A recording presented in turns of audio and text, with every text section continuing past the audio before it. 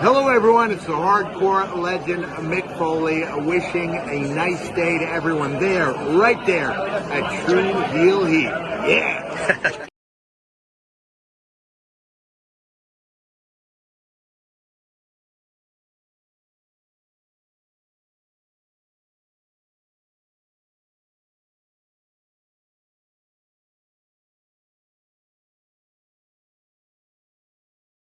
What's up, True Heel Heat? True Heel Heat. What's up? True Heel Heat. All hands on me.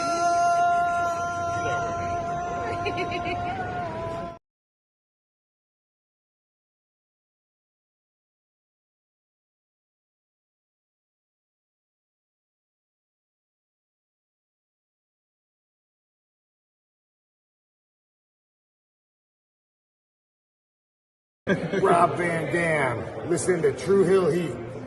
Pow.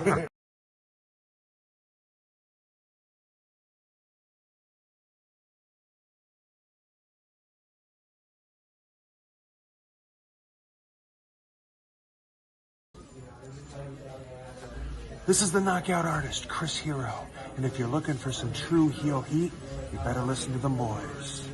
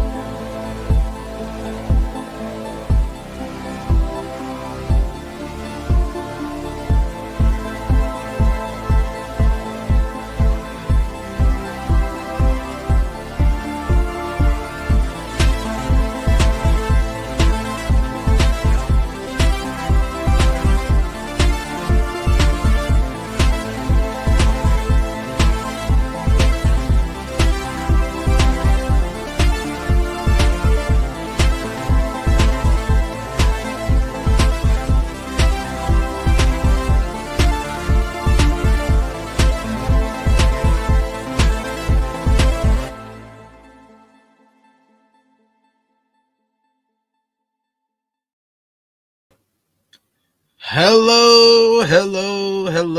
It is me, your True Heel Phenom SP3. We are live on the True Heel Heat YouTube, Facebook, and Twitter for our WWE Saturday Night's Main Event 39 review, discussing last night's show from Tampa, Florida on NBC and Peacock, featuring the World Heavyweight Championship on the line, featuring two big returns, and featuring a hell of a lot of commercials, an obese amount of commercials on last night's show.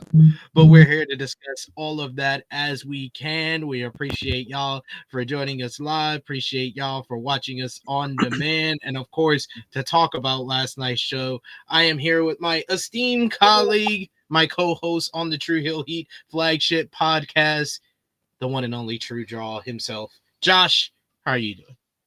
I'm doing good. Doing a lot better than the show, I'll tell you that much. Yeah. Also fair. We appreciate y'all if you're with us live. Appreciate y'all if you're watching us on demand. Either way, show your appreciation back. The simplest way possible is by dropping a thumbs up on this video. You could share this video with all your wrestling fans, friends, and family on all your favorite social media platforms. If you are new to the True Heel Heat YouTube channel, hit that subscribe button, hit the bell to stay notified for all the great content here. And of course, you could sound off in the live chat. We love to interact with all of you guys, hear your thoughts thoughts, like what you like, just don't be a dick, and we will talk all about last night's Saturday night's main event 39 on NBC and Peacock. And of course, if you're feeling generous, you want to give back to what we do here, you want to show your support to the True Heel Heat YouTube channel and what we do with our coverage of WWE major events and specials, you can do so with a super chat donation. Any dollar amount matters. It goes back to the contributors that you see on screen with us here, and we always appreciate the support.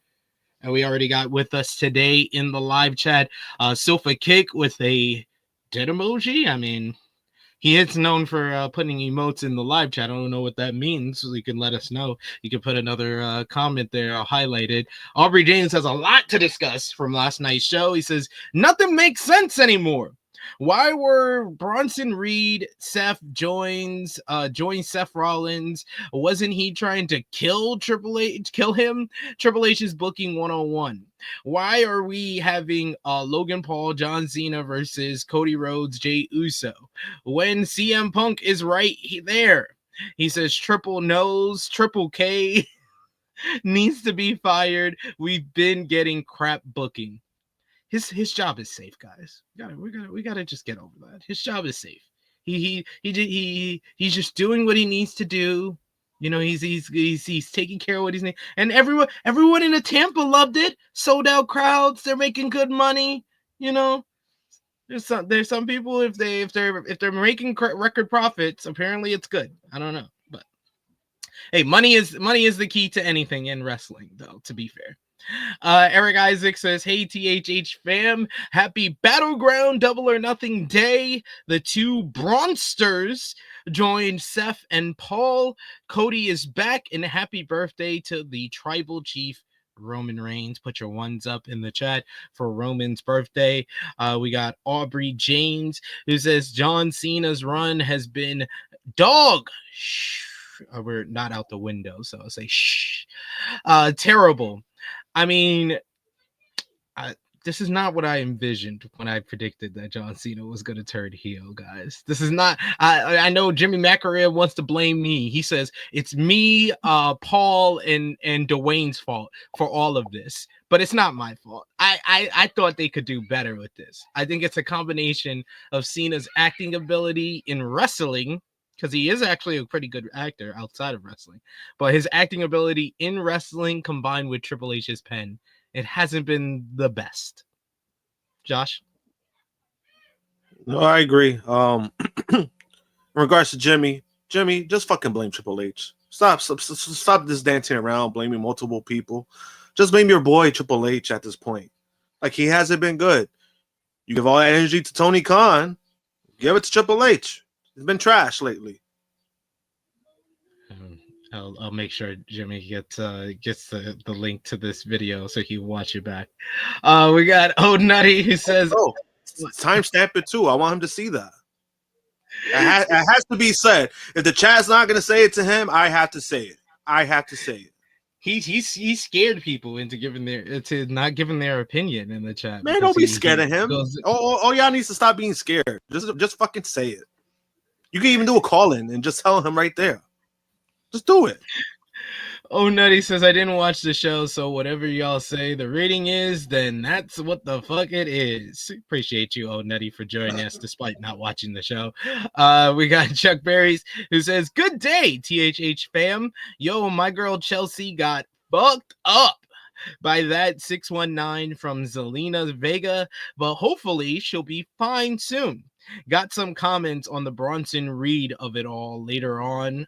I expect to hear that. Chuck Berries, we got MCats, who says, didn't Bronson Reed give Seth Rollins a tsunami back in a few months ago? I think you can make sense of it. I mean, it automatically made sense to me when he first came out, because I was like, yeah, if I'm Seth Rollins, I would want the guy who almost murdered me to be on my team than be against me. That's really simple. That's pretty simple logic to put that together. Yeah, I mean, I could see. I could see both ends. I could see where people have an issue with because he almost fucking killed Seth Rollins.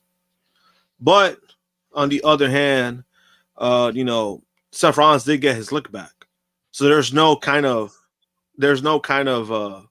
animosity there anymore. Like Seth Rollins won the feud, so might as well. Well, just... not technically, because Bronson Reed won the last matchup, because that last match came before War Games on Raw. Oh, that's true. I think I forgot about that one, but yeah, they were 1-1, so everything was they were even Stevens. Like, Bronson almost killed Seth. Then Seth came back and cost him the last man standing match against Braun Strowman. Then Seth won at Crown Jewel, and then Bronson won on Monday Night Raw. So they were pretty much even all across the board. So they're even. So in that sense, I get it. And then also, I mean, Bronson did join the other side of the bloodline, so he technically didn't join Roman's team. So I mean, I get it. I see both sides to the argument, because I knew that was going to be an issue, no matter what. Like, we could sit here and say like, oh, it makes sense, but then on the other hand, WWE did make it a thing where Bronson, they fucking basically killed a man on live TV with 6 tsunamis. So, I mean, it is what it is. I think it's a good pairing. It gives Bronson something to do. He's in a good spot. He's in a prime spot, and I think that matters. So it's a good spot for him, especially coming back from injury. He's not on he's not on some mid card bullshit. He's on the prime storyline, and that's what you kind of want it. So it's good for him. He's in the main program on Monday Night Raw, coming back off of injury. That's good on him for sure. We got Greg Carter II, who says this show was a waste of commercials. Davion says Saturday night's main commercials. I was gonna go with that, and then I went with Saturday night's mainly commercials. See, creativity. Just add 2 more letters. It actually is a great synopsis of the show. We got Vala B, who said, Vala, thank you so much for the super chat donation, kicking us off strong. We appreciate the support. He says Saturday commercial break, day commercial break, night commercial break, main commercial break, commercial break, vent. Yep. Yo, I was so tight. I don't know what it was. Like, I don't remember the last one we did in January. I don't remember that one too well. Maybe I know for sure, because I was in the States in January. So I watched it on Peacock. So on Peacock, is there no commercials? It just goes straight through? No, so on Peacock there is commercials, but what they do on Peacock, because I watch it from Peacock, I don't watch it from the TV. Yeah. So what they do is they do like that black screen. They say like, we'll be right back, whatever the case may be, right? So they do like the kind of sponsored thing, and then they go into commercials. So it's kind of it's basically the same thing. Like, it's no different. Got you. Because I felt like in January I saw it on Peacock. And they gave you, it was like basically watching a Raw on Netflix in Europe, where they gave you what's happening in between the commercials that's on the live TV. And then the first Saturday night's main event, I was at the event, so I had no commercials. I saw everything. Yeah. And I still feel like that's the best presentation of Saturday night's main event. It was just a nostalgia fix and stuff like that. And yeah, we've been steadily going down since then with this one. It's Battle of the Belts 2.0. That's all Saturday Night Main Event is. Well, Saturday Night's Main Event in general, like going back to its original existence in the 80s, it was basically like an infomercial for WWE. Which if you look at it like that, I think that's probably how I'm gonna grade this show. Is this like a good infomercial for what's going on? And there was 2 major storyline things that went on this show, with 2 major returns on the show. It just like terribly lacks professional wrestling for a professional wrestling show. And like some of the stuff, like I feel like the first return that was on this show, very effective and made me want to watch moving forward. And then the second one, huge pop, don't get me wrong, but it did feel kind of hollow. Like, we'll get into it. We'll get into it as we discuss this show. We got Sofa Kid explaining himself. He says, I just comment emojis randomly sometimes. It's okay, man. I dig it. I dig it. I find it funny. Oh, Nutty says, gotta knock the Cena heel turn down to one of the many Big Show turn levels. Laughing emojis. I mean, like, I'm gonna talk to my Sports Illustrated editor guys, and I'm gonna wanna take back my biggest heel turns of all time list and drop that if you notch it. It felt so big when it happened, and in the months that's followed, 3 months now, 3 months or two and a half, almost 3 months on from that initial Cena heel turn, hasn't looked good. They still got time to turn it around, but it has not looked good. We got I Make Beats who says it's good to see Bronson back and his ankles aren't completely goosed. Yes, indeed.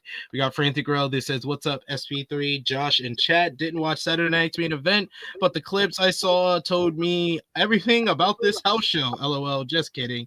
I mean, you're not kidding, but yeah. You're not kidding and you're not lying either, so. I wouldn't say he injured him, Aubrey. He says, oh, I forgot CM Punk did injured Bronson Reed in War Games. He's the person that pulled Roman from the table that Bronson got injured on the tsunami off the cage. So if you want to give him that like by a technicality, maybe they can work that into the story, but it would be a technicality for sure. Yeah, but then also be kind of stupid because Bronson was getting injured no matter what. It's because he landed on his feet. So even if he landed the hit, it was the way that the impact went that he would have fucked up an ankle. So it is what it is. I don't think he moved him out of the way. I don't think that'd be kind of lazy in a way. Yeah. Where it's like you're gonna blame Punk for taking Roman out and then you got injured because of that. It's like, bro, that's your fault. You decided to go on top of the cage. Like you decided to go on top of the cage and then jump. That's on you. Like Aubrey James says Jey Uso needs to drop the main event from his name. He's opening night Jey Uso. He did main event last night, to be fair. He did main event, Aubrey. So he is main event in some shows. We got Chase who says Saturday night's main event is a chore. Kid Cudi with a difference of opinion. He says, I wish people would just not watch live if they hate commercials because constantly complaining about it is boring. No, it's not boring. It's a pacing issue, Kid Cudi. It's a valid complaint at the end of the day, because no matter if you watch it live or you watch it on delay, you're only getting a portion of the wrestling, because if you watch it on delay, if you watch it on demand, they're still cutting out the parts that are the commercials. You'll get what was an opening match that was 15 minutes. You're only going to see 7 of the 15 minutes because of the commercials. So Kid Cudi, that was a lame defense of WWE. You're better than that. I've seen you way better. I mean, yeah. I mean, he defends WWE a lot. I just don't think this is a good defense on that end. Yeah, people don't like commercials, but when you're doing too many commercials every 10 minutes, I mean, how is that not a criticism? Last night, for example, the main event, they started wrestling, and 2 minutes into the match, they went into commercial with less than 10 minutes left of the show itself.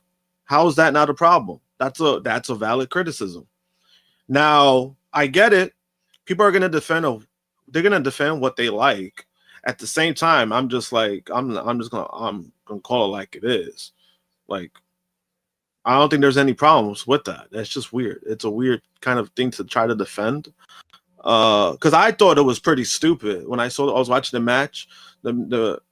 Again, 2 minutes in, it goes to commercial. I was like, what the fuck? It's less than 10 minutes left of the show, and they go on commercial again.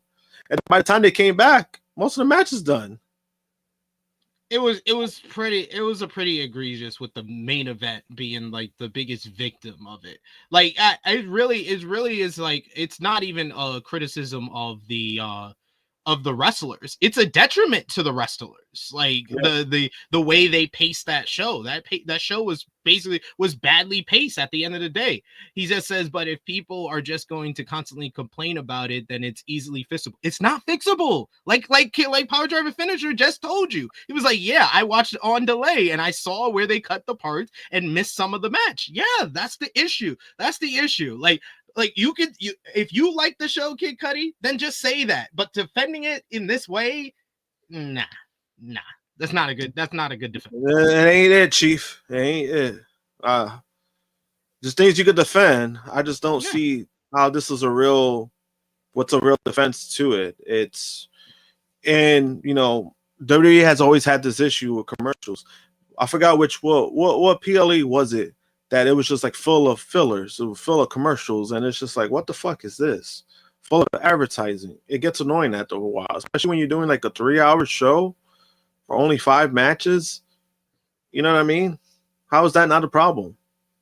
Yeah, I think they've gotten better with that with the premium live events where they've cut on the amount of like ads and commercials that they have on the PLEs, and they've worked on the pacing of that. And I think that it's a valid criticism of last night's show to say about the commercials, because then you'll see the improvement, because people had criticism of that with the PLEs and they improved it. And he says, don't mind people complaining, but constantly complaining is the problem. No, you're just complaining about the people complaining. Just tell us what you liked, what you liked about the show. If that's your defense of the show, what I saw, I really like, then great. But complaining about other people complaining, nah. That's not a good defense. But let's just get into the show. What is kind of your overall, like, one word or one phrase to describe your thoughts on last night's Saturday night's main event? One word or one phrase. Yeah, it was a show. I will say inoffensive, but peaked. Inoffensive but peaked after the first match and the first return. If the show pretty much peaked for me. Yeah. I agree, because I remember I was watching. I was like, "Damn, this shit got boring." Maybe like by the third match, I was like, "Yeah, I don't see them coming back from this." Chase saying Rumble was the PLE where it was mad filler, but you notice the pacing is much better where there is also a UFC on Saturday. He says, I get there is more ad revenue to be earned on NBC, but still, how you not have a better ad break schedule? Yeah, there's an influence on how they can balance things out, and it can ruin the show for a lot of people, even if they watch it on demand. Like, I don't know how this is oh my God, this is, what are you complaining about?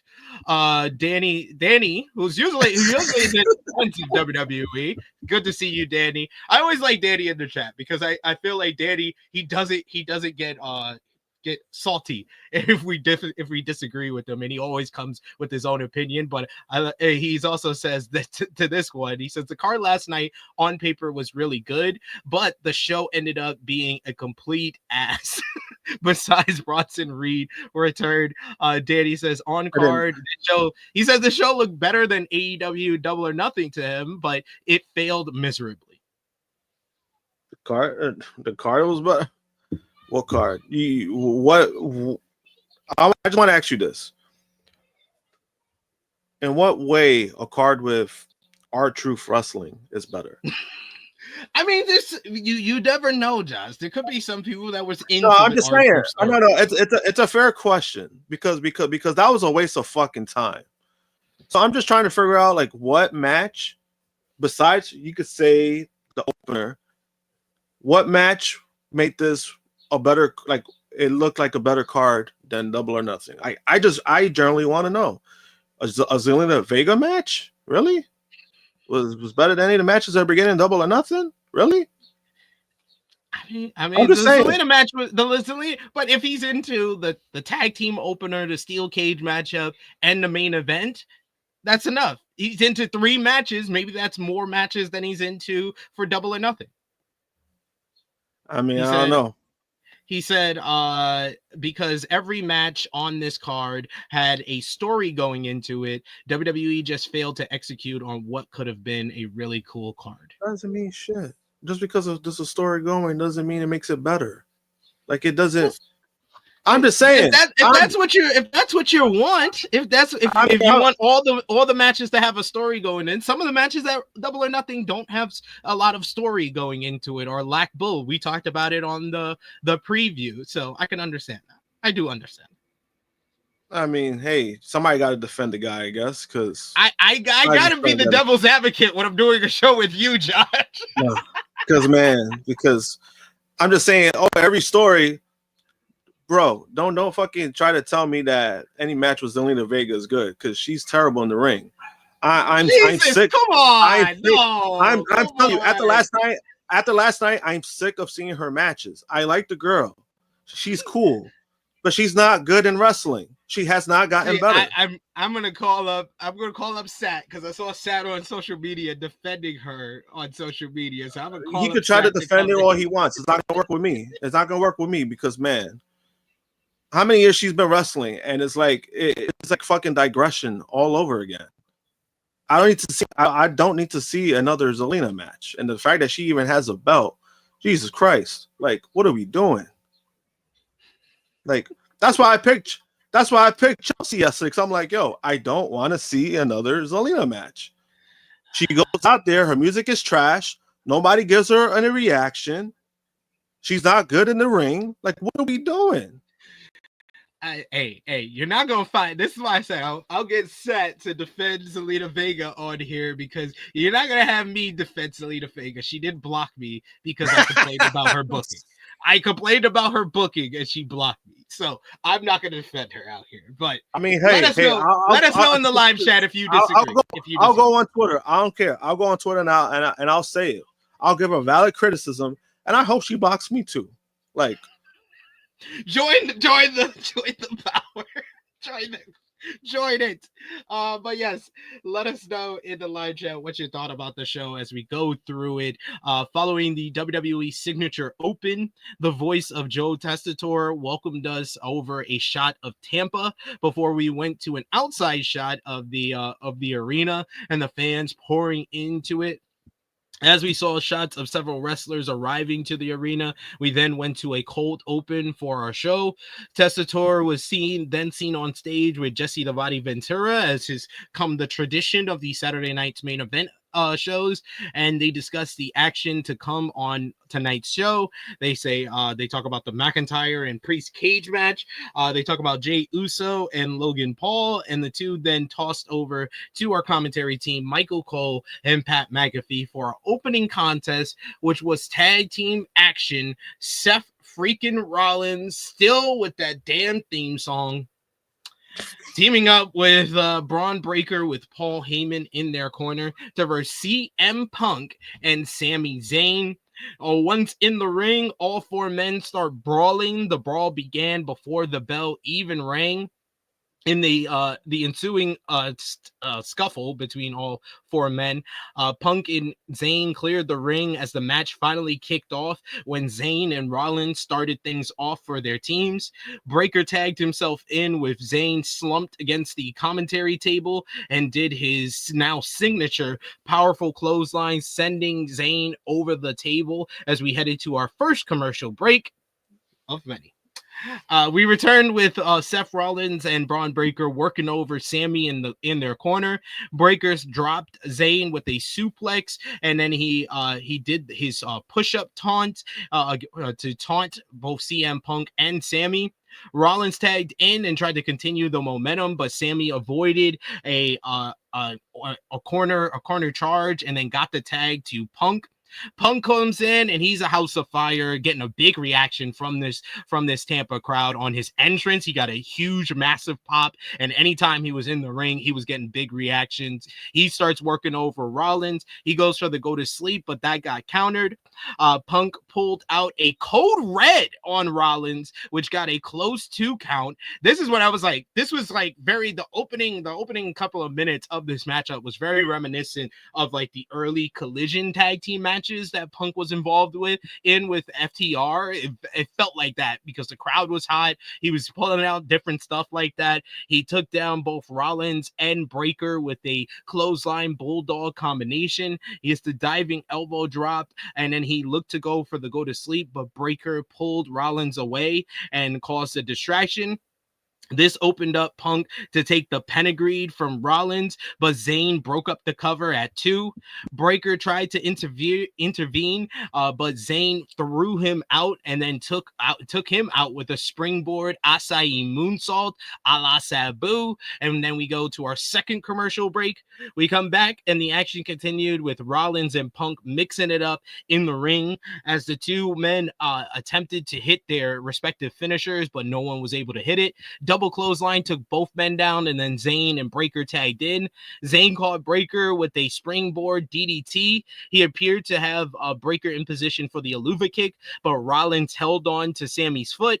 Punk took him down with a dive to the outside after an exploder suplex in the corner. Then Heyman pulled out Sami's leg, causing a distraction for the referee, who warned Heyman that he would kick him out. The camera kind of messed up because we caught right on camera coming out of the crowd Bronson Reed, who completely wipes out CM Punk, charging into him against the barricade, breaking the barricade and CM Punk's body in the process. This got a big reaction to me. I was like, oh shit, we got Bronson Reed in this dangerous alliance. Let's go. Sami is distracted by Punk being laid out, and so he turns around right into Breaker, hitting the spear. 1, 2, 3. Seth Rollins and Bron Breaker pick up their first victory as a tag team. Post-match, you get Bronson Reed steps onto the apron. He confronts both Seth and Breaker. Breaker gets in front of Seth and sizes up Reed, but Rollins steps forward. He embraces Reed, apparently having recruited the massive Australian to his dangerous alliance. Paul Heyman is like, you see, to Bron Breaker, basically seeing how Seth is a visionary and he had the perfect insurance policy for this matchup, as the newest member of the Dangerous Alliance is Bronson Reed. CM Punk comes back into the ring and he grabs at Paul Heyman's leg, tripping him over, but Bronson Reed gives him a senton to the back. Then Seth and Bron Breaker hold down Punk as Bronson Reed comes off the top rope with the tsunami. The fans chant one more time, but he gives them no more times. This is a good step for this entire faction to become a heel faction, because that's all I need from them at this point. But the newest member of the Dangerous Alliance stands tall with Seth and Bron Breaker and Paul Heyman to close this. This was the best part of the show. Spoiler alert. Really good matchup from what I was able to see of it. I thought the crowd was hot and involved in it. I thought all 4 guys worked really well with each other, and this was kind of a sample of what could be probably a longer, bigger matchup on like Raw or something, or a future PLE, but I thought everybody was working really well with one another, so I gave the matchup 3.5 stars. It was a really good matchup, really good stuff from all guys involved, but really what took this over the top is Bronson Reed returning, and like you said earlier, returning to a top position, because he was on the rise when he was leaving out. He got the big push with the slaughter of Seth Rollins last summer, and then he had the feud with Seth, had the feud with Braun Strowman, which was the highlight of Monday Night Raw in the fall. Then he joined up with the new bloodline, kind of short term for War Games, and had a great performance there before getting injured and being out. I thought with the ankle injury and the way it looked when he came down off that cage that he was going to be out for a lot longer, so I'm very happy to see him back. And and I'm very happy that we got the next chapter of what's going down with the Dangerous Alliance. Just call them the Dangerous Alliance and call it a day. You got people online calling them the Seth Riders. You got people online calling them Evolution 2.0. You had people calling them the Vision. Just call them the Dangerous Alliance. Well, the Vision is not that bad, but Dangerous Alliance is the best option to me because you never had a Dangerous Alliance in WWE. It's a WCW thing for those who don't know, but I enjoyed this a lot. I enjoyed this opener. It felt like a hot opener with the crowd reaction and then the return on top of it. So overall, really good stuff. What did you think? I thought it was a good opener. A lot of guys, I think all guys did what they were supposed to do in the ring. Obviously, like I've been saying before, every time when Punk goes into the ring, obviously he gets the reaction that he gets. And I've always been more acceptive of his style of wrestling, where his style is more storytelling, more based off of that, and that's what makes it work. In this match, it was no different. And then, obviously the whole thing that happened with Bronson Reed, I'm not going to lie. Originally, when I saw it pretty fast, I thought it was like Jeff Cobb or something, because I was just like, why Jeff Cobb out here? And then it was Bronson Reed. I was like, oh, shit, he's already back. Like, he's back. Because I know that was a timetable. They said post-Mania. So he did come back at the time frame that they said he was going to come back. But like I said, earlier, I think it's a good pairing. I can see both sides of the argument of why people may be like, what the fuck is this? Like we saw earlier in the comments. But I also do see the other side of it. Again, like you said, like him and Seth Rollins had a feud. It's basically even down the board, and then Seth had him join because he's like, hey, wait a minute, like I want the guy who almost took me out. Like that means something, right? So yeah, that's why he's there. I was fine with it. I was fine with all of it. It was a great opening. It was a great opening match. This was good. This was good stuff. We got Davion says, nah, this trio looks fire. It does. You got Seth Rollins surrounded by a pair of monsters. So I like it. I like it a lot. He just needs to change that goddamn song. Please change the goddamn song, please. Please. Please. I beg of you. Santo in the chat. Good to see you, Santo. Always appreciate the love you give us on social media, brother. He says, Josh, just heard your Zelina Vega take. I 1000% agree. She seems nice as a person, but her in-ring is garbage. No matter her opponent, her matches are either time to get snacks or take a bathroom break. Damn. I want the Zelina Vega shooters to come at him. I had Zelina Vega shooters coming at me. I mean, I've been waiting. Davion said, all the Zelina fans are gonna come at me. I'm just like, what fans? What fans? Like, there's Zelina Vega shooters out there, y'all. Like, where are they? I don't see them. Probably in the ground hole something, because I don't see no Zelina fans. Yeah. Sure as hell not in that crowd. Nobody cheer for her. So I'm just saying, like, where are they? You're gonna say Puerto Ricans? You're gonna say because I'm Puerto Rican. You saw how I went off, because I don't give a fuck when it comes to that.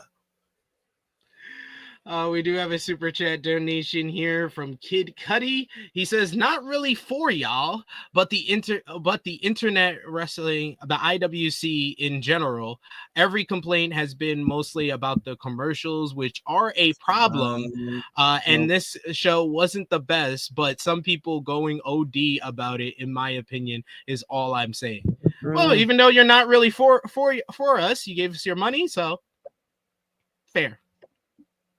No, he's saying, I think the comment itself, like, is not towards us. I think he's trying to say the overall reaction. I thought it was like, I thought he was like, not really for you. I was like, he's talking about the overall. I was like, Kid Cudi. I thought we had turned the corner. No, I think he's talking about the overall reaction. What I will say to this is, the reaction to the show isn't just about the commercials. Believe me, I've seen the reaction, and it's not about, it's 20 commercials. The overall reaction is that they gave a mid-ass show. Like, after the opening match, it takes a dive. It's okay. Like it takes a dive. You see it with a lot of the reactions. You see it with commentators. You see it with people who do wrestling content. This didn't have. They're not very high on the show itself, and it has nothing to do with the commercials. And I saw it. Yes, I've seen the reaction myself. That's how I know about it. And then even give or take, people don't. There's some people who don't like looking at cage match. But cage match doesn't have a great score either on that. Like it's not a great score. What is it like? It's less than 4 right now. It's less than 4. Oh, it's less than 4. So I'm just like the overall reaction is just it's not a good show because of the commercials. Now, if it was a great show, maybe the commercials are not as big of a problem. I don't know. I can't guarantee you that. But to me, the commercials are an issue when it comes to being invested in what you're watching. Like I said, I mentioned the main event. The other match to me that also fell from commercial was the cage match. That was also another match that was like, why the fuck did they put a fucking commercial during this? And then by the time it came back, it was just like it felt a little down. Like, so there is a problem when it comes to that. I think there's certain matches you could do it with. Obviously, you understand like they need breaks. Yesterday for 2 hours, it was just way too much. It's okay to say that. It was way too many commercials. But I don't think the biggest criticism has to do with commercials. It's just the overall show was not a great show. Yeah, and Kid Cudi says that himself. He says the show wasn't the best. So I could see where he's coming from as far as like I think overall, yes, you're probably going to hear more about the commercials being an issue, but there's a lot more wrong with this show than just the commercials. So I can understand if he feels like people are focusing way too much on something that you can avoid if you don't watch it live. So there's always balance here. Yeah, we try our best. But then there's people who want to watch it live because that's what they go watch it at. They're taking the time out of their day. That's when they want to watch it. Some people just don't go back to watching it. Yeah, it's on demand, but then the next day people are doing other stuff. People are doing other things. So people want to watch it live just to get out of the way. They don't have to worry about watching it later. And we appreciate you, Rundown Productions, for coming in, commenting in here before you even watch the show. This is our opinion. Like I said at the top of the show, this is our opinion. You can have your difference of opinion, like what you like. If you're not a dick, we're gonna talk about it here. So we appreciate you being in the chat. Appreciate Kid Cudi as well. Sorry, Kid Cudi. We've turned a corner. We've turned a corner. So I appreciate you. We got also in the chat a super chat donation from Chuck Berries. Thank you so much, Chuck Berries, for the support. He says, at first, I thought if Bronson was ready this soon, why did he not do the spot that JC Mateo have at Backlash and JC do main event? But I'm going to blindly trust WWE creative to make it make sense for better or worse. Yeah, I can see where he's coming from, because you can easily swap these two out, because Bronson Reed would have made sense due to his alignment at Survivor Series. I think JC Mateo works, though, in the bloodline based on the whole story of him being someone completely new that Jacob Fatu really ain't fucking with right now. And I think that if it was Bronson Reed in the JC Mateo spot, he would be like, we kind of already teamed with him, so he wouldn't have as much of an issue as someone completely new like JC Mateo in there. So I think both of them work in their individual stories, and they can make it work even further moving forward. Yeah, I also understand what he means. You could have flip-flopped it at the same time, even if you put Jeff Cobb with Seth Rollins. Then the question when it comes to connections and story is like, what's the connection there? Have these guys ever worked together? Has there been any history? Does Jeff Cobb have any history with Paul Heyman? You know what I mean? Like, so stuff like that. I think it would have been more kind of colluded. Like, it would have been too much over shit to try to explain, right? Because at least when Bron paired up with Seth, that made sense. And then if you go back as far as NXT, Paul Heyman was basically in motion of recruiting Braun Breaker. So Yeah. with that, that's why it made sense. So I think the Bronson Reed pairing with that does make sense. It does make sense. Again, it's not a bad it's not a bad take to understand, like, hey, why didn't they flip? Because I think either way could have worked, right? I think it would have been interesting having Jeff Cobb team up with Seth. I think would have been interesting. It's just a matter of the story there, where it's like there's no real connection there. So I was like, how would they make it work? So I mean, I see both sides, and I think as of right now, I think each side is where they're supposed to be at. They wanted Jeff Cobb for SmackDown. You have Bronson Reed back on Raw. It makes sense. Yeah. We got Alan Working Man. Good to see you in the chat, man. He says Reed was like, I remember Punk telling Seth that he was the reason that I was on the shelf. Not today, Punk. Yeah, like that's an easy way to kind of explain it. That Punk tried to take credit for Reed being on the shelf. So now he's like, I got you on that. Or Seth can be the one who was like, basically calls Reed while he's in the hospital being like, I know we had our differences, but did you hear what Punk said? Because that would work with what Seth's character is right now. He's trying to get in all of these people's heads and play his mind games. So I would like that. I would like that if that was the explanation. Good shout on there, Alan. And he also adds, thank you so much. You've been a member for 21 months. Been one of the real OGs here on the channel over the last couple of years. He says, I'm ready for Money in the Bank, and that 6-man tag is going to slap Cena, Paul, and Scott versus Cody and Jay and Lil Wayne. Let's go. If they add Travis Scott to this, like, I mean that comment is either very sarcastic or it's definitely sarcastic. I've seen a lot of from Alan that I could tell that this sarcasm. Or he's smoking some bum ass weed like Travis Scott usually does.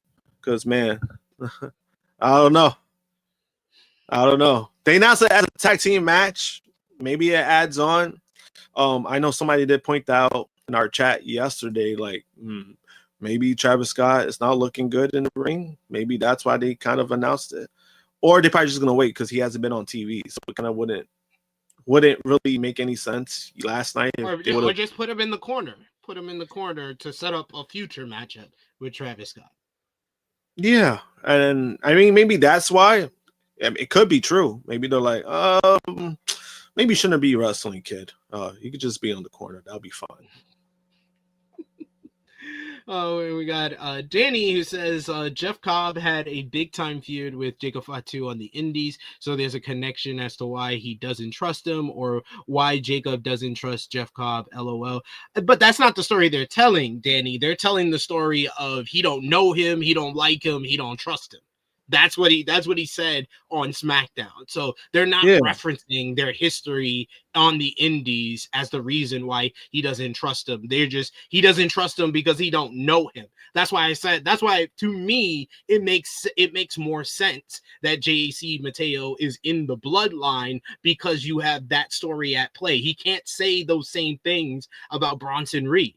Bronson Reed, it's someone that they already worked with at War Games, so you don't have the same dynamic there. So I like the placement of Bronson Reed, because there's so many different directions and reasons you can give for him joining the Dangerous Alliance, and I like the dynamic of the bloodline, because I said it on True Hill Heat yesterday, and I'll say it here again. The bloodline is at its best when there's conflict within the bloodline. That's always been the theme. They're always at their best, whether it's Roman and Jay, whether it's Roman and Jimmy, whether it's Jay and Sami, whether it was Sami and Roman, whether it's new bloodline versus OG bloodline. They're always at their best when there's conflict. But let's get into the aforementioned Zelina Vega in action. First, we get Chelsea Green backstage talking to Kathy Kelly, where she's asked about her upcoming matchup, and she says the green regime part deuce.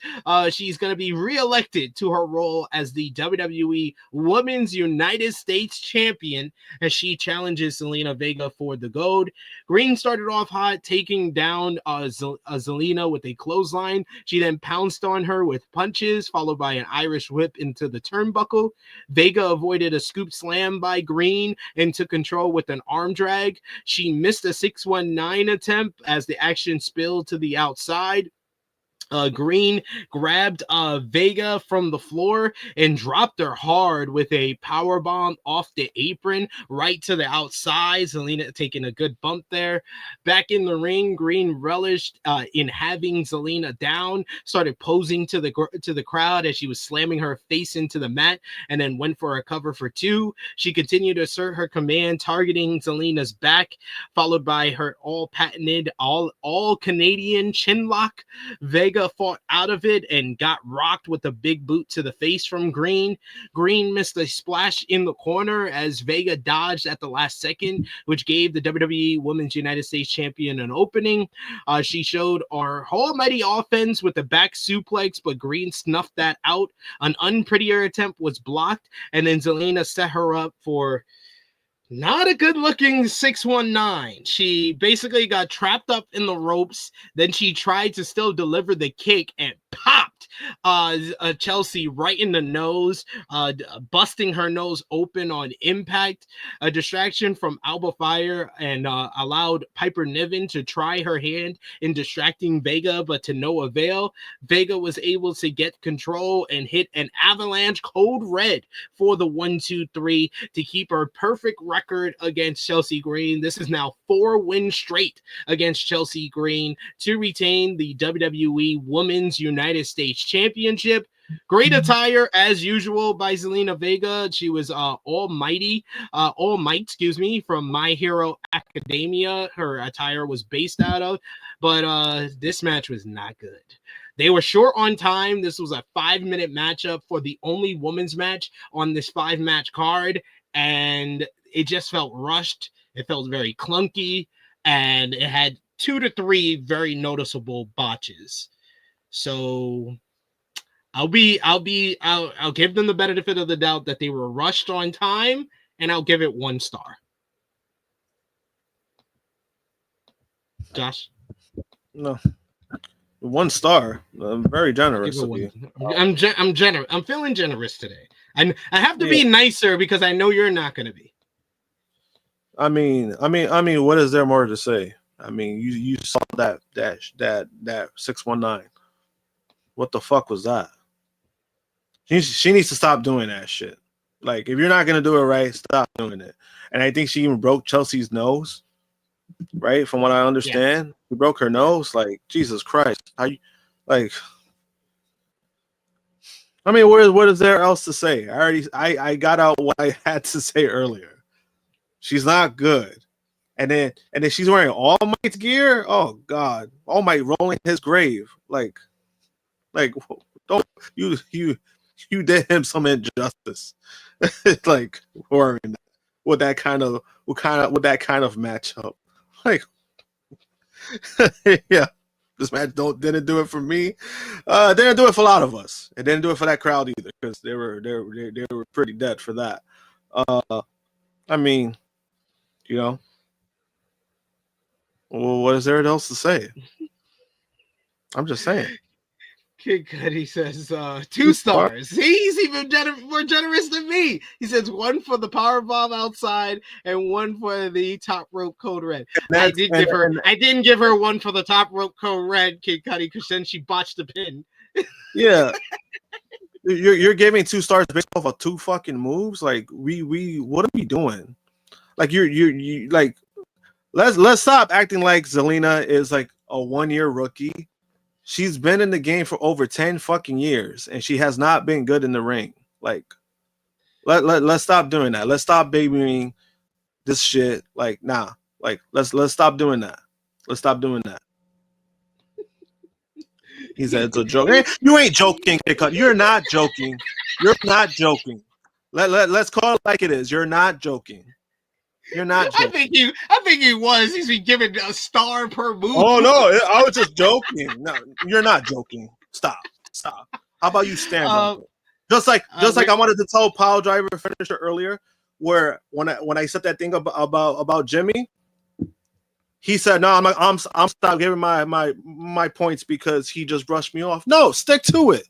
If you have something to say to Jimmy, just say it. Stick to it. I agree. Power driver finisher. I know you, sir. Stand 10-toe down on Jimmy, no matter if he's gonna brush you off or not. He always amplifies the people that agree with him, but I will amplify the people that disagree. This is what I'm here for. I got you. I got your back. Power driver. I mean, I have to be the devil's advocate for the chat. When I'm on with Josh or Jimmy.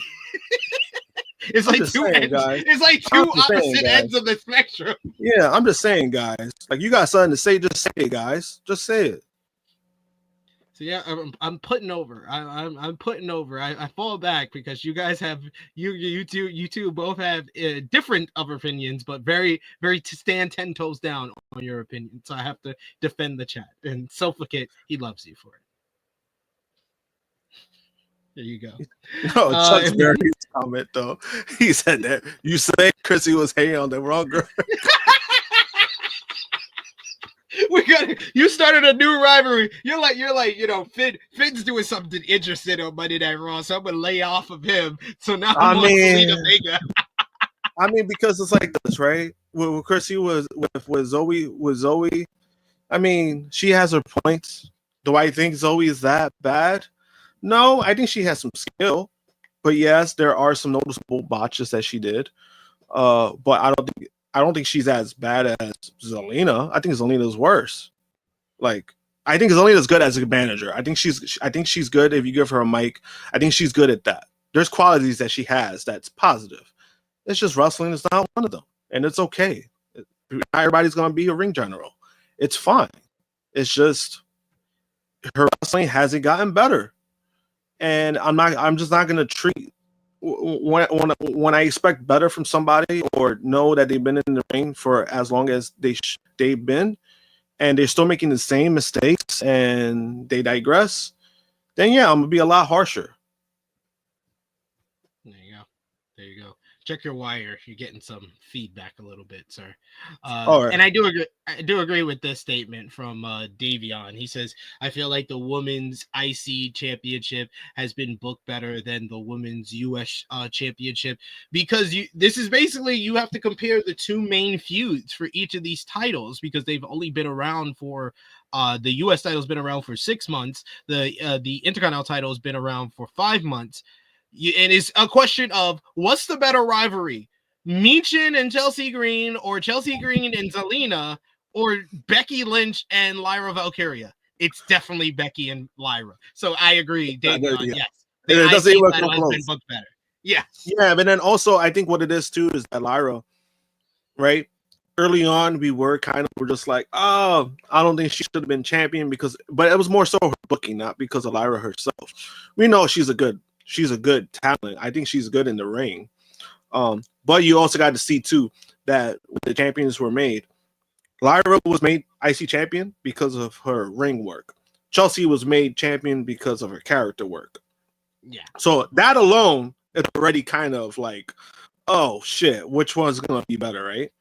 And I think that's based off of that. And then now, I thought they took the belt off Chelsea a little too early.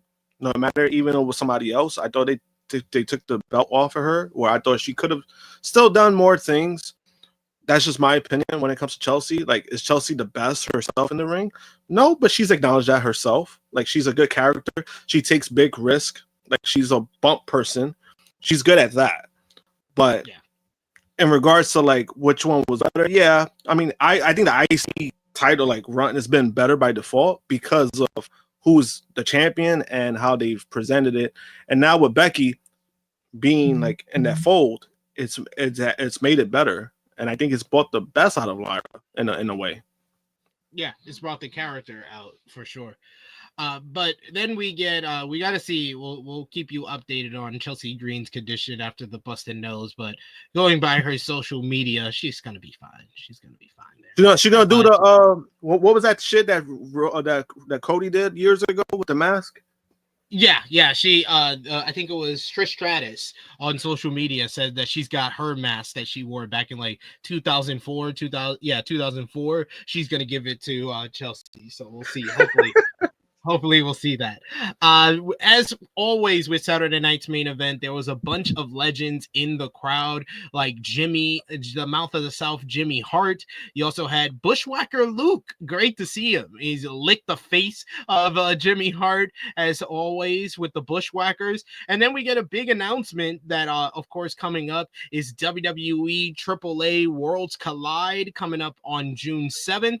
And a big time matchup was announced on this show, as it will be Rio del Vikingo going one-on-one with Chad Gable. Following up from their interaction at WrestleMania 41, these two men will go one-on-one in Los Angeles at the Kia Forum, Saturday, June 7, 3 p.m. Eastern Time. Worlds Collide. They announced that it will air on the WWE YouTube channel as well, in both English and Spanish. So a big matchup added to the event. And just to make sure you knew who he was, we got a highlight package for him. And then they also introduced AAA's biggest star, Rio del Vikingo, who will challenge Alberto Del Rio for the AAA Mega Championship a week before Worlds Collide, which, sorry, Alberto, you're losing that title. It's obvious WWE knows who is the big draw, who's the one star from AAA they want to showcase. It's Vikingo. He's getting that title. Yeah, I mean, and then those, I mean, it is the right call. Yeah, you don't want any association with El Patron, and this is kind of the best way to get out of that. You know what I mean? On a real scale, but I think it's a nice matchup. Chad Gable versus Vikingo. That's gonna be a fun matchup. Now, the only thing I would say is that I would prefer the other guy, El Americano, wherever he's at. I would have preferred him, but I think Chad Gable is a nice fit. Yeah, it's a nice replacement. If you can't get El Grande Americano, who probably has to do some traveling all around Mexico because he works for different orphanages. So, best case scenario is to get Chad Gable. So, Chase mentions that Triple H said on Twitter that this is the main event. So it's definitely going to be for the AAA Mega Championship. That's what I think. It's a good matchup for it to be the main event. It's a good spot. And I did not peep this, but they're absolutely right. Someone commented, because I was like, at this rate, I said it in our group chat and then I put it up on Twitter. I was like, at this rate, there's only going to be like one or two people from NXT on this show. But WWE has been purposely advertising this as WWE AAA Worlds Collide. It was originally supposed to be WWE NXT AAA Worlds Collide, but they have changed the marketing and the advertisements for it, where now it's being billed as WWE AAA Worlds Collide. So that's why we got so many main roster talent like Legado del Fantasma versus Pregano, Psycho Khan, and Elio de Dr. Wagner Jr. So it seems like we're going in that direction, and NXT gonna have to wait till July or something. Oh no, they got Great American Bash, which was also announced on this show, because that's going to be a part of a huge Atlanta weekend in July. Saturday, July 12th, you'll have Saturday night's main event at State Farm Arena in Atlanta, Georgia. And the big one, what we've been waiting for, what we've been talking about for weeks on the flagship podcast, WWE Evolution returns for the first time since 2018, a 7-year absence, and now it's finally back. Sunday, July 13th, 7 p.m. Eastern Time from Atlanta, Georgia, the State Farm Arena. Sean Rossap of Fightful Select reported that the Saturday night's main event show is rumored to have been discussed to be Goldberg's retirement matchup, as that will be on the same day as AEW All in Texas. Smartly, Tony Khan and AEW were like, no, we know they're going to try to counter program us. We're starting All in Texas at 3 p.m. Eastern. He was like, I'm ready for the okie doke.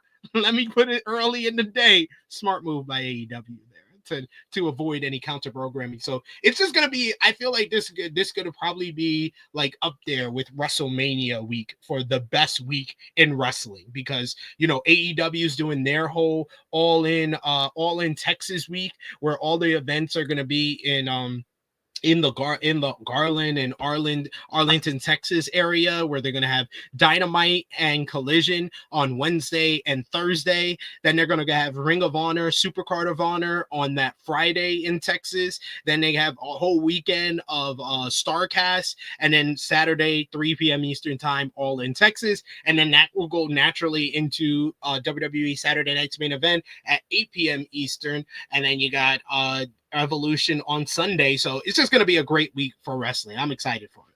What about you? Yeah, I mean, it's a good week when it comes to that. It's just, I don't, for me, you know how honest I could be when it comes to this kind of thing. Obviously, WWE just did it because of All In. That's the main reason why they did it. I want to call it counter programming, but I don't think it's coincidence. The only thing Evolution has to worry about, and it got brought up yesterday, and I was like, oh shit, it's true. Which I think somebody did ask SRS about it, was apparently they're going to be like in the same street, same area as the Beyonce concert too. Yeah, Beyonce concert is going to be across the street from Evolution. But to be fair, how much of the audience is both WWE and Beyonce fans? To be fair. No, to be fair, yeah. It made it funny because I think somebody did ask SRS, do they know that they're going up against Beyonce? And SRS said, no, but they know now. Like, I know some of the talent might be tight. Like, I was like, I know Jay Cargo gonna be like, damn, I wanted to go to the Beyonce concert. Imagine that. Imagine she had plans and then like, well, we're gonna need you at we're gonna need you at Evolution, sis. Gonna have a prime matchup. I only said Jay Cargo because she's from the Atlanta area, not because she's black. But also because I didn't even think about that. But also because she's black. We got it said Gable, Big Kingo is intriguing. I'm in. Yeah, that's a good main event for that show. I hope it gets changed to a Grande Americano though. I do. Because the Grande Americano getting a shot at the AAA Mega Championship, money. Sold out house in the Kia Forum, I guarantee. Davion says, I feel like Evolution needs more than 5 matches, but I don't know if Triple H would agree with that. I mean, if you're going to make 5 matches, I'll say this. If you're going to make 5 matches, make sure you make the 5 matches that are like so bulletproof that is like, all right, this is a must-see, showcase our women. Put out the absolute best women to showcase. Anything else besides that, I think you can make it 7 matches. I don't mind that. But if you're going to do 5, make sure you do something that's like, all right, I got to be there. I got to be at the building. Give me, I'm just going to go off stuff that they kind of have teased or can do. Give me Rhea and Io. Give me Tiffany Stratton and Julia. Give me, they got to have some NXT representation. So give me Stephanie Vicaire and Jordan Grace too.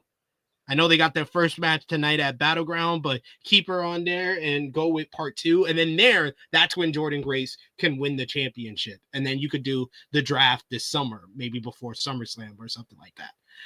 And that's when Stephanie gets her call up. But have Stephanie win tonight and then have Jordan win at Evolution. Do Charlotte and Jade Cargill, because I know that's been discussed. And then do Liv and Raquel versus the Bella Twins, because I know Nikki Bella has been discussed for Evolution, because people want to sleep, but Nikki Bella versus Ronda Rousey was the real draw for Evolution the last time. It was like I was like you, and I was more into the Charlotte Flair and Becky Lynch storyline and feud, and that was no doubt the best match at the first Evolution event. But the draw for the first Evolution event was Ronda Rousey versus Nikki Bella. Yeah, and I didn't mind it too much. I just think what made it more funny was that there's a Bullet Twin stand that I know. And she was just like trying to talk shit about how Nikki was better and all this stuff. And remind you, she actually believed this stuff. She actually believed Nikki Bella was better than Ronda Rousey. And when I had to ask her, like, in what aspect is she better, she couldn't really answer that. And it was just like, oh, it's my opinion. I was like, no, but what's she better at in the ring? Like you said, she's better in the ring. What is she better at in the ring? And she didn't want to talk about it. So I look forward to having those kind of matches. No, I don't want to see Charlotte versus Julia after what they did in that triple threat on SmackDown. I'm good on Charlotte no selling people who are supposed to be killers. Nah, I'm good. I'd rather Charlotte versus Jade Cargill, because Jade Cargill would just toss her ass around and then she gotta sell it. Yeah. I mean, I wouldn't want to see Charlotte. Charlotte 5, 6, 7 years ago, maybe. Not Charlotte in 2025. I would love Roxanne to be on the card too. That would be my only kind of other addition to the card. And maybe if it's going to be like an expanded card, if they're going to do more than 5 matches, give me 7 and add something for Roxanne, and then I would add Bianca versus Naomi. Since that already has a built-in story to it. Yeah, you see, like stuff like that. You see what I mean, right? It's like you're gonna do 5 matches, make it so like, don't give me like 2 marquee matches and then everything else is like filler. Don't do that to the women. Yeah, I agree. And she says, watch them pull Ronda out of nowhere to face Rhea. That would be some crazy shit if they was like Ronda's like, nah, I'm not interested. And then they add another 0 and she's like, okay. Yeah. I that's the only way I see it, because I mean Ronda already burned that bridge so bad. Like she burned it to the point that she saw like the what do you call that? Like the debris, and she burned that too. Because she didn't want to see none of it. That's how much she burned that bridge. Crazy burn. I mean, Power Drive finisher. He says, my girl, the low-key legend Natty, gotta be on there. Give me a triple threat. Natty, Roxanne, and Masha Slamovich for the TNA Knockouts World Championship. Oh, God. Just get crazy with it, yo. You can do whatever you want.